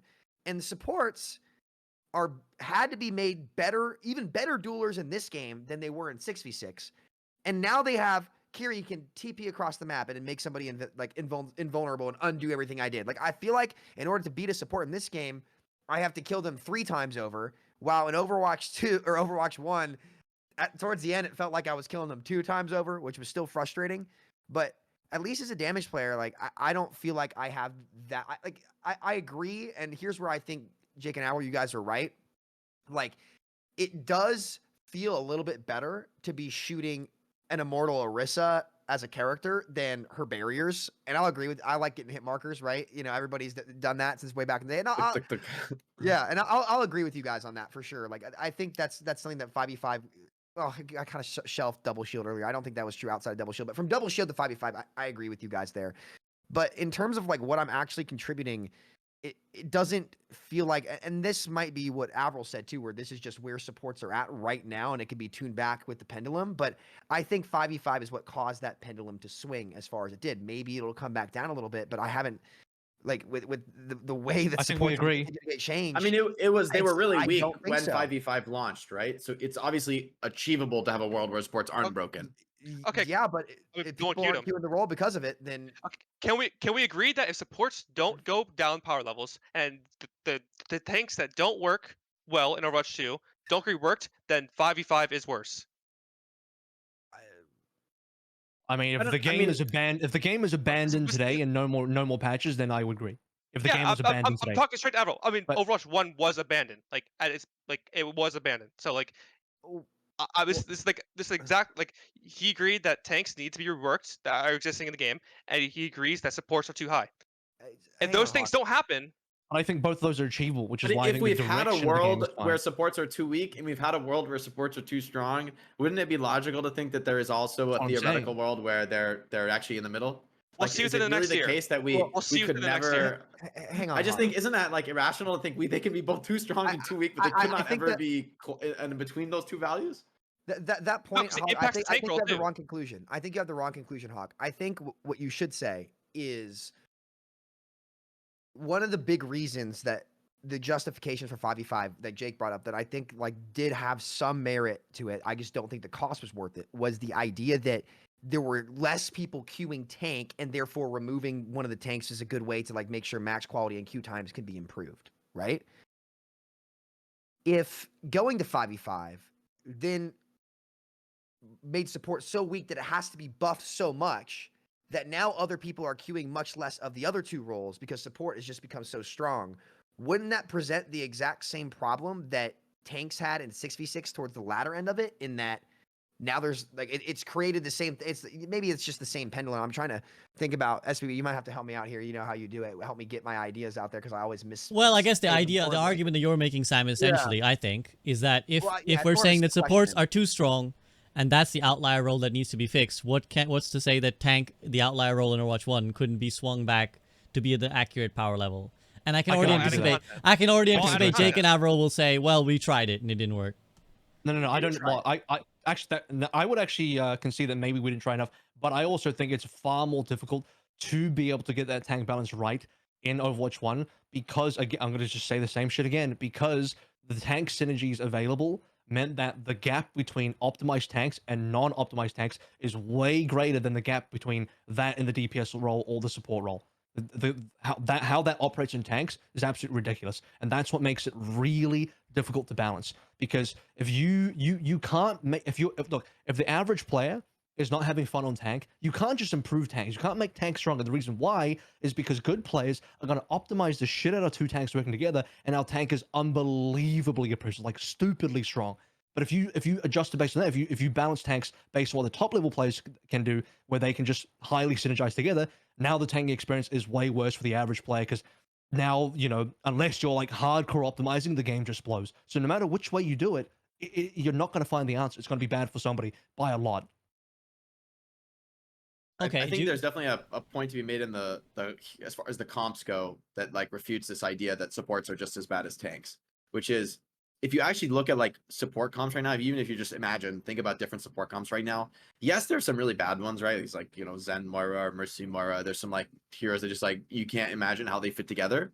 But there's a lot of heroes that like any support you can think of, like Mercy is pretty much viable with like any flex support, sort of viable with Brig, viable, yeah. So Kiriko's a flex support, right? Like so like there's a lot of heroes that work with Mercy, even like sort of an off meta hero. But like any support, I think that's arguably true on even Moira now. Moira used to just be like Lucio only. Now it's like Moira Kiriko is sort of viable in dive comp.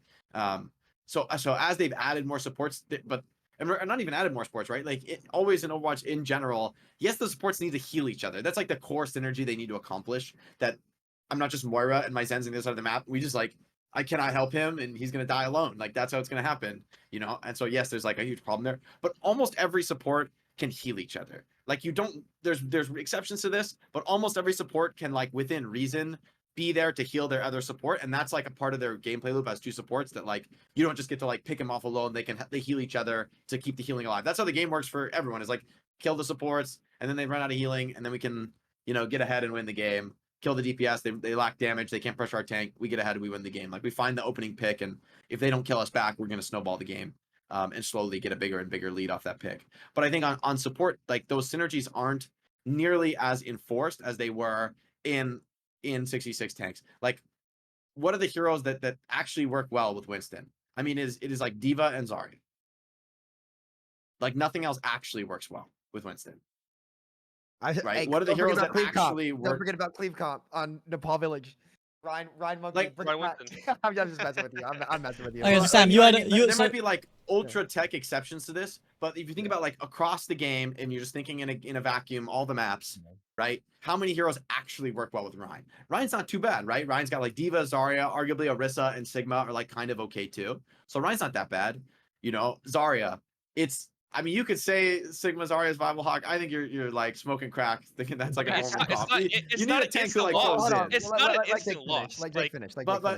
But like when you think of Zarya, you think of the tanks who want to run in. That's the tank who I play with Zarya. And so, right, whereas on support, I feel like it's like there's one or two that you can't play with each support. Maybe some supports it's like, I don't know, fucking Lucio kind of go with everything. Maybe Mercy's like a problem, you lack healing. Even then, there's some comps that run Lucio Mercy and just like super flank and dive and stuff. But the point is that each tank has like a few combos, like less than 50% of the other tanks are like viable combos with them. And on support, it's more like there's one or two that don't fit. I.e., tanks are more reliant on the synergy that the right tank offers them versus supports where it's like, yeah, you want somebody who can heal you, but like beyond that, is how many sport combos are there that are actually Okay. unplayable dog shit? Like, point well made, Sam. I think the reason for that is because of the role passive, and it increases the margin for error because the supports just heal themselves so much that I think that in Overwatch 1 that was far less true, because I think the support passive is just so good that they can just position on their own in Narnia, heal on their own, and still contribute much more. I think it's hard to judge that, or I would argue that it's hard to judge that in Overwatch 2 just because of how good that passive has gotten. And I still but think which those supports things are can there. actually do that?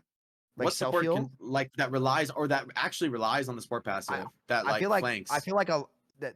What do you mean that like what do you mean like? Well, my supports that point is run like around- on Kiriko, like I think people overrate the sport passive being that good. It's like I think it's crazy. it's a long cooldown to not take damage to actually It's get like a what, self second? heal. Is it a second and a half, 2 Realistically, seconds right now? if somebody goes on you, I think it's 2 seconds. They nerfed it. I think if somebody goes on you I can and is like check this. fighting, like when I'm playing DPS and I try to kill a support, that passive is like not in my mind. I don't even think about the support passive. I don't know. I think It's like I if feel he like runs I away really from think me about and he that. survives, I can just then he's gonna heal. But go like, whenever I what want. So, support? Li- What so DPS literally hero? today it was buffed to 2 or nerfed to 2 seconds. Literally today on the patch, Okay, it is okay. now 2 Okay. That's seconds. new patch. Okay. But my Okay. point is, even before this patch, I was playing recently. It's like I never even think about this because it's like if I'm going on DPS and intending to kill a support hero, when am I gonna stop dealing damage to him for a second? That Because means I already failed the the I players patch. agree with play on the that. corner. I agree with that. The Like players just if go you're where the on a play go. support, you're trying to kill him. He's not getting his passive. He's getting healed from the other support to stay alive. Maybe. That's true, That's but like reasonable. the But support the support passive is like he greatly already won the diminishes duel that. against Okay, you. okay, but the and so support he passive, regens. Sam, I don't even know where you're going with this point. I think you need to recenter to where you were. Like, I don't know if the support passive is really helping you. My point is that like this, because like I would say in Overwatch 1, supports did heavily rely on each other about to the same degree, if not more than to You could say it's comparable more, but degree. I think the support passive Jake, is very Jake, small. let him finish. I would say in Overwatch 1, these characters definitely heavily relied on each other, without a doubt. Like playing on a brig, that was essential. I feel like in a lot of these dive comps, playing BAP with double shield, that was essential to playing double shield comp. And then I guess you could flex the Zen or the brig depending on what. And I will concede that I think that tanks definitely have more of that inline synergy together. But I think that in Overwatch 1, before the support passive was in the game, the supports were definitely right up there with. I think that margin was much smaller than you guys are giving it credit for. But I guess you guys could attest more to how those metacomps came out Okay, towards the AVRL? latter half of Overwatch 1. I'll respond to Sam here. you're talking about supports relying on each other. My argument isn't that even here these two heroes in this role that rely on each other. I'm talking about what kind of broken, oppressive situations can you create. So it's not just about like, oh, the supports need each other, heal each other, blah blah blah, peel for each other. Great. Tanks do way more than that. Not only do they help each other in terms of like defensive, offensively, we're talking about creating situations, and we don't even have to get into double shield. Like tank synergies together in all directions, whereas offensive, defensive, whatever, they skew the game. They really do. And that is just more than all the other roles, Which especially more than example? DPS. Like, Let's use Winston Diva. When I think Winston Diva is a very Jake can safe name example. Jake can name it. Doesn't the specific combo doesn't matter. The fact is that the combo, any combo at all versus no combo. And you could say like, oh yeah, well if you play two supports, like what did you say, like Zen Mora or some shit? Yeah, I guess that kind of sucks as well. But like two tanks that are not synergized, like the pendulum swings way hard of tank. Two tanks that really synergize, they swing really hard in the oppressive symmetry. Two tanks that are not synergized swing really hard in the opposite direction, way more than any other role swings in terms of how far they can swing either way. I don't think playing two tanks aside from double shield in Overwatch 1 was that impressive. I think that's where we all just disagree. No, I no, think no, there's no. Okay. plenty of room for counterplay. Can I? And I think that support and tank in both of those synergies together in Overwatch 1 and how they worked, like when they worked, like Lucio and Moira, sometimes with the monkey 6-man comps, or whether it be double bubble comps with Winston Zarya on a Brig. I don't think that either of those were bad for the game or so oppressive. And I think, go ahead. Because I don't, I think we, I think like, yes, but like, that's not the point I was trying to make. I think maybe go ahead. I misspoke slightly.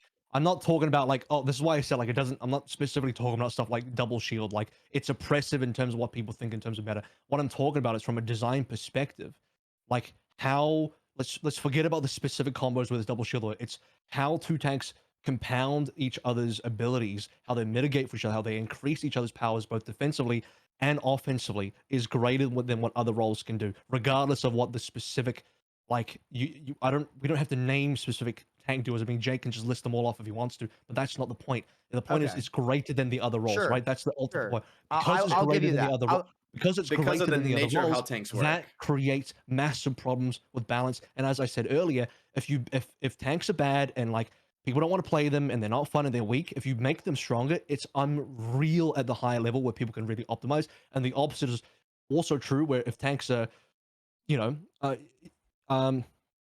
if you need to nerf tanks, then it's still, hang on, it's just true, generally speaking, that no matter which way you do it. I said this earlier much better, so now I'm kind of like fucking. I think the problem is either nobody wants to play them or they're hyper broken on the synergy.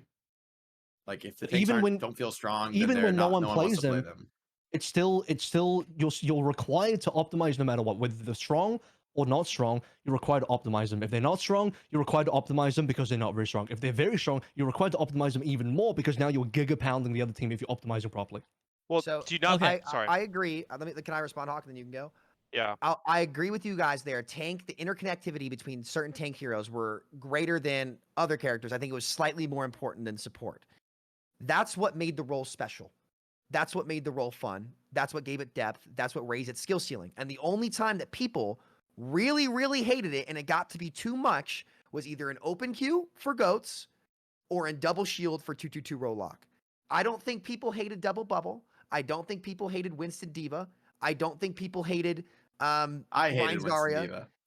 Fun fact. Fair. I mean, it's not that I hated Winston Diva. It's that I hated if I'm on DPS and they have Winston Diva and my team comp is some butt cheeks, I just show up on the flank. I'm dead. Okay, that was fun. I gotta play snipers or tracer. Sam. But that still kind of has to happen where you get forced out. It's just I'm doing it on Sombra now, like against widows and stuff, and against countless immortal characters, and I don't find that fun. But continuing, I think the general populace did not find that to be a bad thing. I think that was very balanceable, and it was easier to balance than in 5v5, where now you are all competing for one spot, and instead of those tanks somehow being punishable and actually having to use those abilities in tandem, which is a very high skill ceiling, harder thing to do, generally speaking, now all that power is just put into the base stats, base health, base abilities of all of these characters that can do everything, and the supports just bail them out for free by pressing one button. That's not a better game, in my opinion. What I'm arguing for is that the extreme sides of the pendulum in terms of tank balance, this is specifically for 2 tanks here, needed to be reduced and needed to be normalized and centralized in the middle. So I've kind of outlined what those 2 extremes are, where you have 2 tanks that are fully optimized and 2 tanks that are just not anti-synergy. The level of anti-synergy that exists in tanks is also greater than the other roles as well. I don't know if anyone disagrees with that. I genuinely think that's the legitimate proof. I don't So, agree because they have yet to do it in like 5 years on support. They have yet to do it. to what? There hasn't been a middle ground on support in like 5 years. They're either useless That's or they're broken. There hasn't been a middle ground. No, we're not talking about the same thing here. I'm talking about like in terms of how the role there's synergizes synergies. with How itself. The synergy with the one 2 another, extremes. not Well, I think- competition in the rest of the game. I think too Yeah, many yeah. heroes have came out in support that have 0 weaknesses, that have too high of healing, that do Yeah, we everything. agree the supports are a Yeah, problem, right? exactly. We do agree, but I'm But talking about the balance. same- I'm talking about how this impacts balance, and that the where this I'm trying to lead into in terms of like reducing the pendulum is that it's an easier game for the devs to balance once you can reduce that pendulum. Otherwise, that problem even exists forever, where that pendulum just swings too wide. I think this is something that we will just never ever even get close to agreeing on. I Yeah. think that we just will never agree that we will be able that like I don't know like I Agreeing don't know on how what the often pendulums, the pendulum pendulum extremity, or swings- the I think balance. one With the I have double a shield I think I have a Support- useful way to phrase this debate, I guess, which Yeah. is that I think the question you have to think about is from the dev's perspective, making a new hero. What are the things we can give to a new hero, like a theoretical hero that doesn't exist yet, as we're making more content for the game? What are the things we can give to a new hero? I would say the reason, the consequence of what Avril and I are saying as like this AoE synergy stacking is too much, is that it limits the devs too hard on making new heroes. You say Queen might be balanced, but I think like giving an AoE health and speed ability to a tank maybe she doesn't would have get been health. like, Maybe she just gets speed. Just- Like or if it Right, does right, too much, you can but reduce the numbers. That's to right? Jake's that's point. true, but I mean even just like an AoE speeding ability. I think it's like you, maybe it can only be health, maybe it can't be speed. And so my point is that you have to like, you could say you could just like neuter all the stats, but the abilities have to feel impactful. If the devs are gonna make a hero that's I mean, fun, all the tank abilities have to felt impactful feel. in Overwatch 1. Just because Zarya doesn't have she can't double bubble The or whole something in Overwatch argument 1 was that it does was not mean too that. impactful. So my point is this. Is that to make a new hero which has impactful abilities that feel meaningful to use and feel just like there's like a fun, like I get to press this button and it does something and I can like have impact, to make that, but at the same time not run afoul of creating some monster comp like double shield as an example. I think Winston Diva is an example, but Winston Diva is maybe too high skill for like the average player, since Sam's point is hard to execute. You actually have to be like in sync about going together at the right time with your team. So maybe that made it not that bad for most players, but I think it makes the devs have to worry about what else am I scared of enabling? Like what if like now we, like anytime somebody plays Ryan, we just have to play Queen, because Queen giving Ryan like extra speed lets him like get on top of people who now can't escape unless they also have speed, right? Whereas if Lucio's the only source of speed, we can dance with the Lucios all day. But now I have one more source of speed on tank, and I have to run that too, because we're gonna play Rush Mirrors, and we need one little bit more speed means we get on top of you and you can't escape. Okay, when I we're think I ulting. can sum this up. Like I think you don't think the devs could have done it. I think the devs could have done it. I think Done what? could have balanced Made it. these heroes work. I just don't think you would have to make. You don't think you it's a have to dev take issue? more from I them. think it's a dev issue. Like, yeah. Okay. Like I think it was balanceable. You don't. That's pretty much Okay. like what it comes down to. So we are. I think Or we've, like they we've could had, do it, but the heroes wouldn't be as fun. Like Queen wouldn't be as fun if she didn't I- have speed. I don't and- agree. She, 'cause she I think has more Zarya- play styles. She I has still Okay, more okay, Zarya ways was to fun. play. I still Okay, think we're Zarya was kinda- fun on Overwatch 1. we're That's arguing why I- subject, guys. We're was arguing fun on Overwatch 1. subjective. We're arguing subjective fun at this point. I think there's a lot of really good foundational points we've made back and forth. But I think now we're coming to the points where like the clear divides are We're kind just of going have been back to the formed. start. It Well, won't the go clear anywhere anymore. well the clear like, divides are Well, formed, obviously, and it's we the know. case that we're unlikely to convince each other. I think that's Yes, the reality. but But I mean, I the- will say one say last from thing the then. beginning. yeah. Well, I'm gonna get you guys to give your concluding thoughts anyway, so you don't have to worry about that, Avril. But like, yeah, I think there was never really. It wasn't necessary that we were gonna have to turn each other into believing 5v5 or 6 was better in a 2 to 3 hour conversation. I think the idea is to highlight the benefits of each and to provide an informed discussion for people to make up their own minds and give it some more thought. Maybe the devs will give it some more thought. I know they'll be watching this one, so there'll be something for them to consider about your complaints, Hawk and Sam, about what you miss about 6v6. So I think at this point it will be good to give your concluding summaries, right? Like your concluding arguments. You gave opening statements. You've now had it out. You've listened to each other's points. So it might be worth giving like a summary of like, and I'll give you a little bit longer on this one to be like, look, I've heard what they've had to say, but this is still why I believe what I believe. AVRL or Hawk, you guys kind of Yeah, I'll said you wanted to have some things first, but is there anything, before we go to concluding, is there anything else you want to bring up? I can just add it into my concluding statement. I think Okay, maybe go that'll ahead, be Avril. better. I want to do that. Yeah, I'm fine.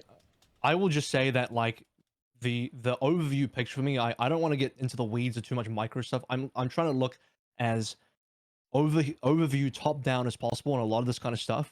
And for me, it's about what leads to the better design direction of the game that is especially easier for the devs to accomplish, because unfortunately a game like Overwatch is just going to be really hard to balance. People keep complaining, it's like, oh, the devs don't know how to balance, you can't balance, they suck at balancing the game. The real reality of it is, I think basically any dev team would struggle to balance this game. This game is notoriously hard to balance, and a lot of the difficulties in balancing is the difference between how very good players approach the game and how people who are not very good at the game, how casual players approach the game, and the way that the game is played. It's trying to balance for either side is like a monumentally different task, because it feels like somebody ends up losing if you balance for one side or the other.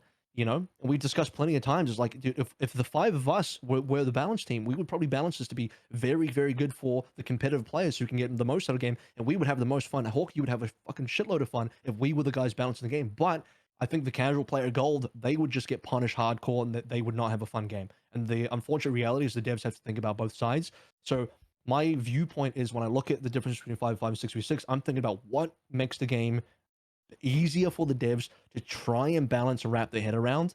And to me, it's not even about a discussion of like, well, we just have less heroes, because I'm not advocating for 4v4. I'm not trying to take us to a 1v1 game. But what I am saying is that I think tank was a specifically a big enough issue in 6v6.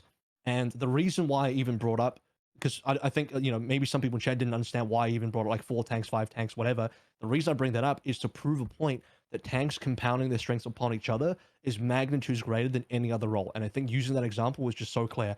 And so it's not even of like, we just get to the point where,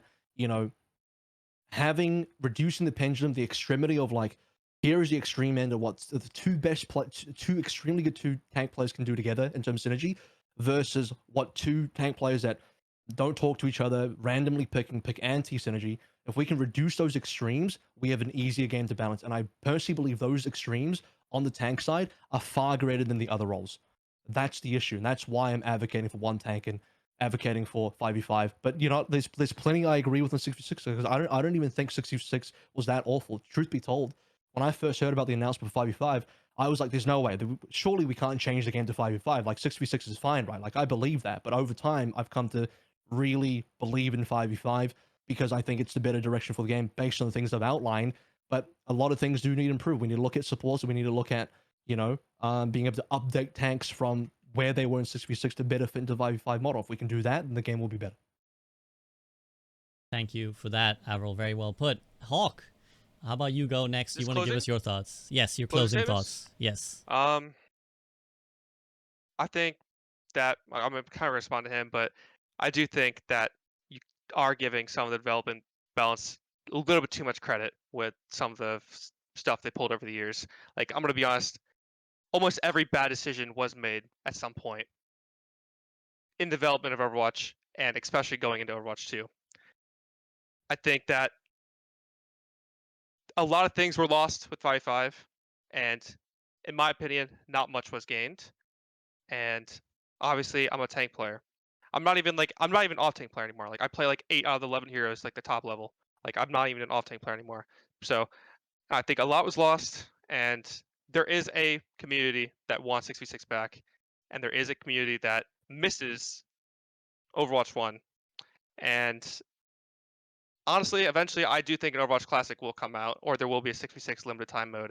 And I do Okay. honestly think this will eventually, like, I do obviously think, like, I don't even know why. Well, my biggest thing I would like to see 6v6 played with a well-balanced mode in 2 days, so I could be proven right or wrong, in my opinion. And honestly, just get rid of open queue. Like, who plays open queue 5v5? A lot Just of put people it actually there. do, I think. I They think a lot of do? people, I They do? think. I think the queue times are really fast because so, but you're right. So. Oh yeah, that is true. That is. But obviously, that's- it's just that's heinously a whole, imbalanced. that's a whole other thing that you balance the game without roll queue, which That's a much. sometimes, That's but sometimes I do think you could. Okay, I'm getting off topic. Well, but my main thing is that my main thing is that there is a community for 66. There is a community that wants a lot of Overwatch 1 back, and they think a lot of the magic was lost in 5v5. Whether or not that can be fixed with tanks being updated or supports being nerfed, we'll see. We'll see it in the next year. Like if it doesn't get better the next year, like I think more and more people will start to realize like maybe we did have it better. But we just have to wait and see at this point. But this is my opinion now, and I don't know if it will change. Yeah, thanks, Hawk. I mean, obviously, a lot of people will say, and I'll throw suggestion out that you. I know Sam has been developing a 6v6 patch for a while. That's something certainly that can be done in the workshop. Is to make a version. I think it's obviously not a fair test in the sense that you're putting all the pressure on yourself. You're gonna have voluntary people playing. All those people are already going to be inclined to be preferring 6v6. But if you wanted to recapture the magic, then that's certainly something that can start off, and you can have a look of what it might feel like if we got some pugs going for a fan-made 6v6 patch. I know, Sam, you've been working on it. funny story on that later. I'll tell you later. Okay, you could tell me later. I'll let Sam. Actually, do you want to go next then, and we'll let Jake round out. I started. I'll go last. Okay, all right, cool then. Jake, you go ahead. Yeah, so I guess I want to start with just like I think the most important point is ultimately the reality of the player base. That like we can talk all day about the theory of like, oh, it was so fun to play 2 tanks, but if that were the case, then there wouldn't have been this like extreme difference in queue times. It wouldn't have been the case that the player base, the revealed preference of the player base is that they don't want to play tank. And although we could say, well, we could make tank better and make people want to play, in the end, I think there's like, even if less people want to play tank in Overwatch 2, I don't think it's by half.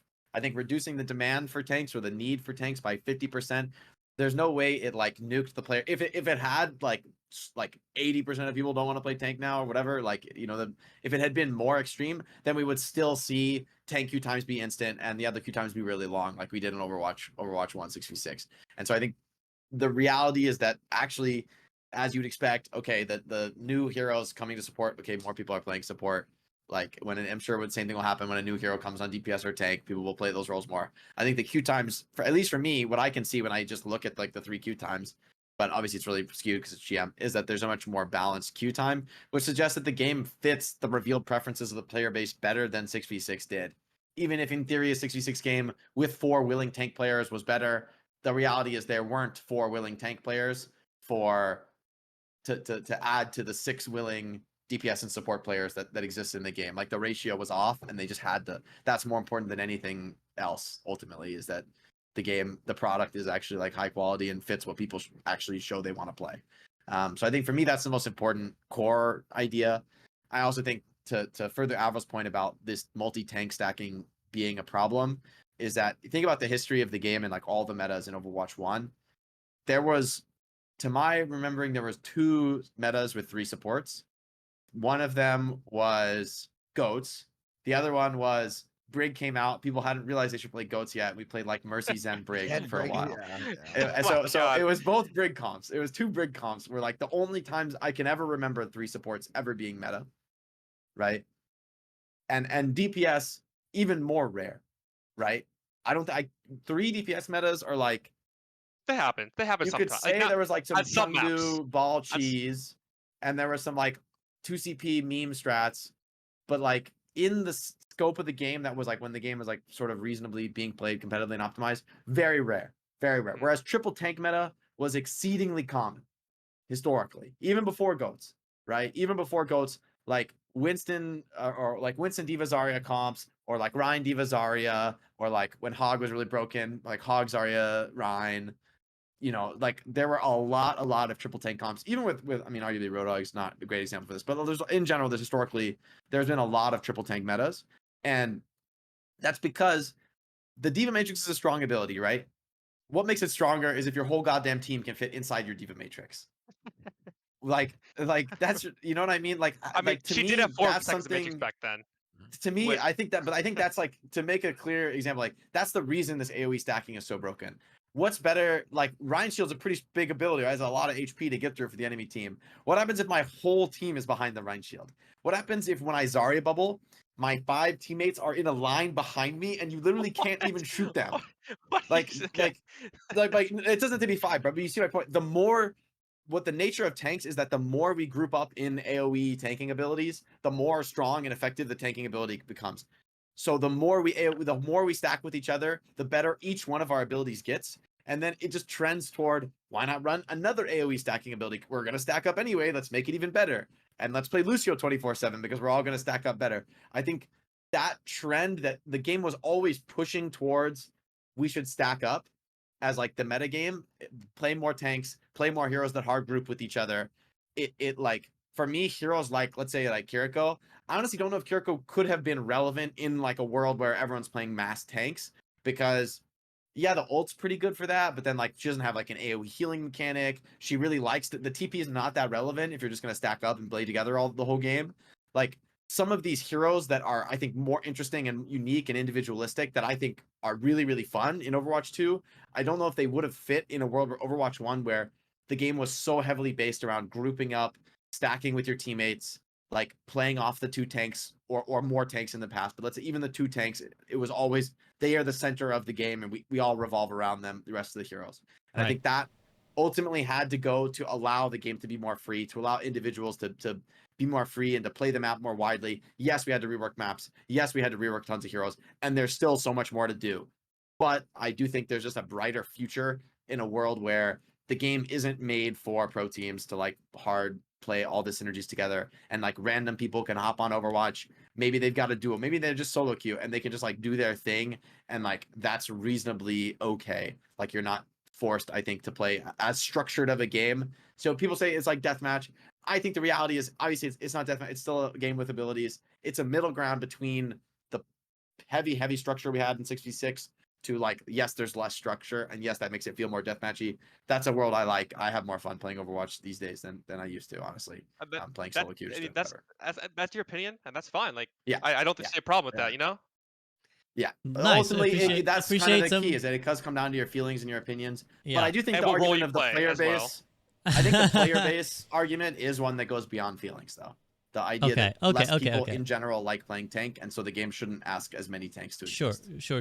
I think it's good that you guys have that, respect, and you can kind of agree to disagree. So that's great to see. Sam, round us off then with your thoughts on. Yeah. So this whole funny thing thing. on my 6v6 patch, I had it kind of done, and then they changed the tank health pools in open queue, and that's how they measured like the value. So it got completely skewed. So I have to remake it if I want to do it. So it was funny, but nah, guys, I had a lot of fun today. That was definitely like one of the more fun group ups like ever. It's because usually a lot of the time a group up, like SB does a good job of getting devil's advocate, but that was definitely the most fun like debate that I've had on here. So that was a great time. Yep. I would say a couple things. I would say that I definitely agree. I was an advocate for roll queue when Jake's kind of referencing, that like how broken stacking was and stacking abilities and the brawl of goats and that stuff. And I would agree that's very, very difficult to balance. I just wish that roll queue had gotten the 6v6 roll queue would have gotten a better chance to actually go in there and fix. There was really just the 4 outlying heroes that really kind of made that go awry with double shield were BAP, Brig, and Orisa and Sigma, who just were overkitted, and I think they absolutely could have been tuned, but I think the focus was too much on 5v5. And a lot of I understand where a lot of the points come from. I just think this was the first time that we lost more than we gained for the game. And that diversity, that ceiling, specifically in the tank role and for tank players, and then now how it's kind of forced me to play as a damage player and the support creep, I think those are all byproducts of 5v5. And that's why I think I would prefer to play 6v6. Of course, 5v5 is functional, right? Like I think anybody, and I've called them out on this, who say 5v5 is going to kill the game, it's the end of the world. It's not the end of the world. The game is still functional. It's still Overwatch. It's just a different style of Overwatch. I just personally think it's created its own set of problems and further emphasized specific problems from Overwatch 1 in a way that 6v6 didn't. And I just think that 6v6 did things a little bit better for the skill ceiling for casual players than 5v5 has ultimately done. And I think it's a big overhaul that I would have preferred to just stay with 6v6 and try to fix the issues there than go to 5v5. But if you prefer 5v5, all the power to you. You choose what you love. I just thought that 6v6 offered more, and I've always been an advocate of a game having the lowest skill floor possible and the highest skill ceiling, so there's a better longevity of play and more you can do, and those are the kind of games that appeal to me. So for me personally, that's kind of where I stand, and whatever you think, you're entitled to think it, and that's all I got. That's why I kind of thought 6v6 was a little bit better. I thought there was just more to do and more options individually as a player to actually go in and win a fight. Thank you, Sam. I appreciate that a lot. I think, yeah, I think obviously it is a subjective thing, which we must remember. I think there's a lot of people who get into discussion with the kind of, no, it's just objectively better, guys. Like, it's just, I'm going to prove it to you. And it's like, well, it's everyone's feeling of how they experience playing the game. Some people, as we've brought up, they lamented the loss of no hero limits, right? And some people lamented the loss of open queue. My hot take is that I think we probably lost more people from the transition from open queue to role queue than 6v6 to 5v5. I think like whenever I anecdotally speak to people who stopped playing Overwatch, they're like, I miss when it was open queue. Like, I think when they changed to role queue, I got really bored because I had to pick my role before I started. I couldn't just... It's sit in queue. Yeah, and sit in queue as opposed to just like play and then adapt in the middle of the game. I think the actual true... industry. Yeah, the true casual experience was actually that, because I think like everyone could just play and have fun, and I think that was actually the true casual experience. So there's always going to be a discussion about what Overwatch could have been, what it should have been. But as long as we can have these healthy, respectful exchanges of opinion, I think that's always helpful. And I think it will genuinely help the devs, I hope anyways, in kind of getting some perspective. AVRL? Yeah, this was a really fun discussion, and like I think there's no I don't want to speak for everyone, but I'm pretty sure none of us think like that there's no benefits on the other side. Like, there's definitely things that both 6v6 and 5v5 have done better, and there's plenty of things that both have done worse. And I will, even though I've defended 5v5, I will never say that 5v5 is perfect. Like, as I mentioned, there's a lot of work that needs to be done. And yeah, I live for the debates where we disagree, though. So this was a ton of fun to actually be a part of. That be was part of really, one. really And fun. just by the way, like, Sam and I are friends. I'm memeing a little bit with the background, but like, we're laughing, we're chilling. Like, so like, nobody get fucking weird about it. We are Chat, actually yeah, friends. chat got very strangely heated today. I don't know where they came from, but there was a lot of really so passionate, funny.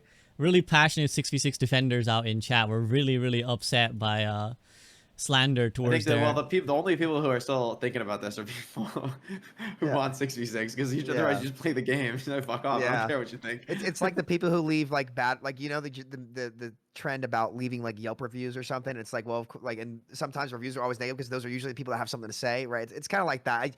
I always think, like, me and my best buddies are always like this too. We disagree all the time, and like the willingness to have the conversation with each other is a sign of our friendship, and it's just a good time. AVRL, that was one of our better ones, man. That was one of our better. Yeah, I enjoy You guys it. should see our DMs; they're always funny. Yeah, yeah, we're good. Yeah, and I appreciate all four of you for coming on and giving me your thoughts and opinions and your time. It was really, really, I think, informative to everyone watching, and I hope you guys had a good one. So thank you to Jake, Samito, AVRL, and Hawk for his first appearance as well. Thanks, Hawk, for tuning in. It was lovely to have the perspective from an active pro player as well. So yeah, usually it's just these washed up losers here with me. So I'm tired of them, tired of hearing them. But yeah, thank you so much, guys, for tuning in for this stream. I'll be back in a minute. We're going to be playing some Baldur's Gate. But thank you so much, guys. Enjoy the rest of your evenings. Peace out.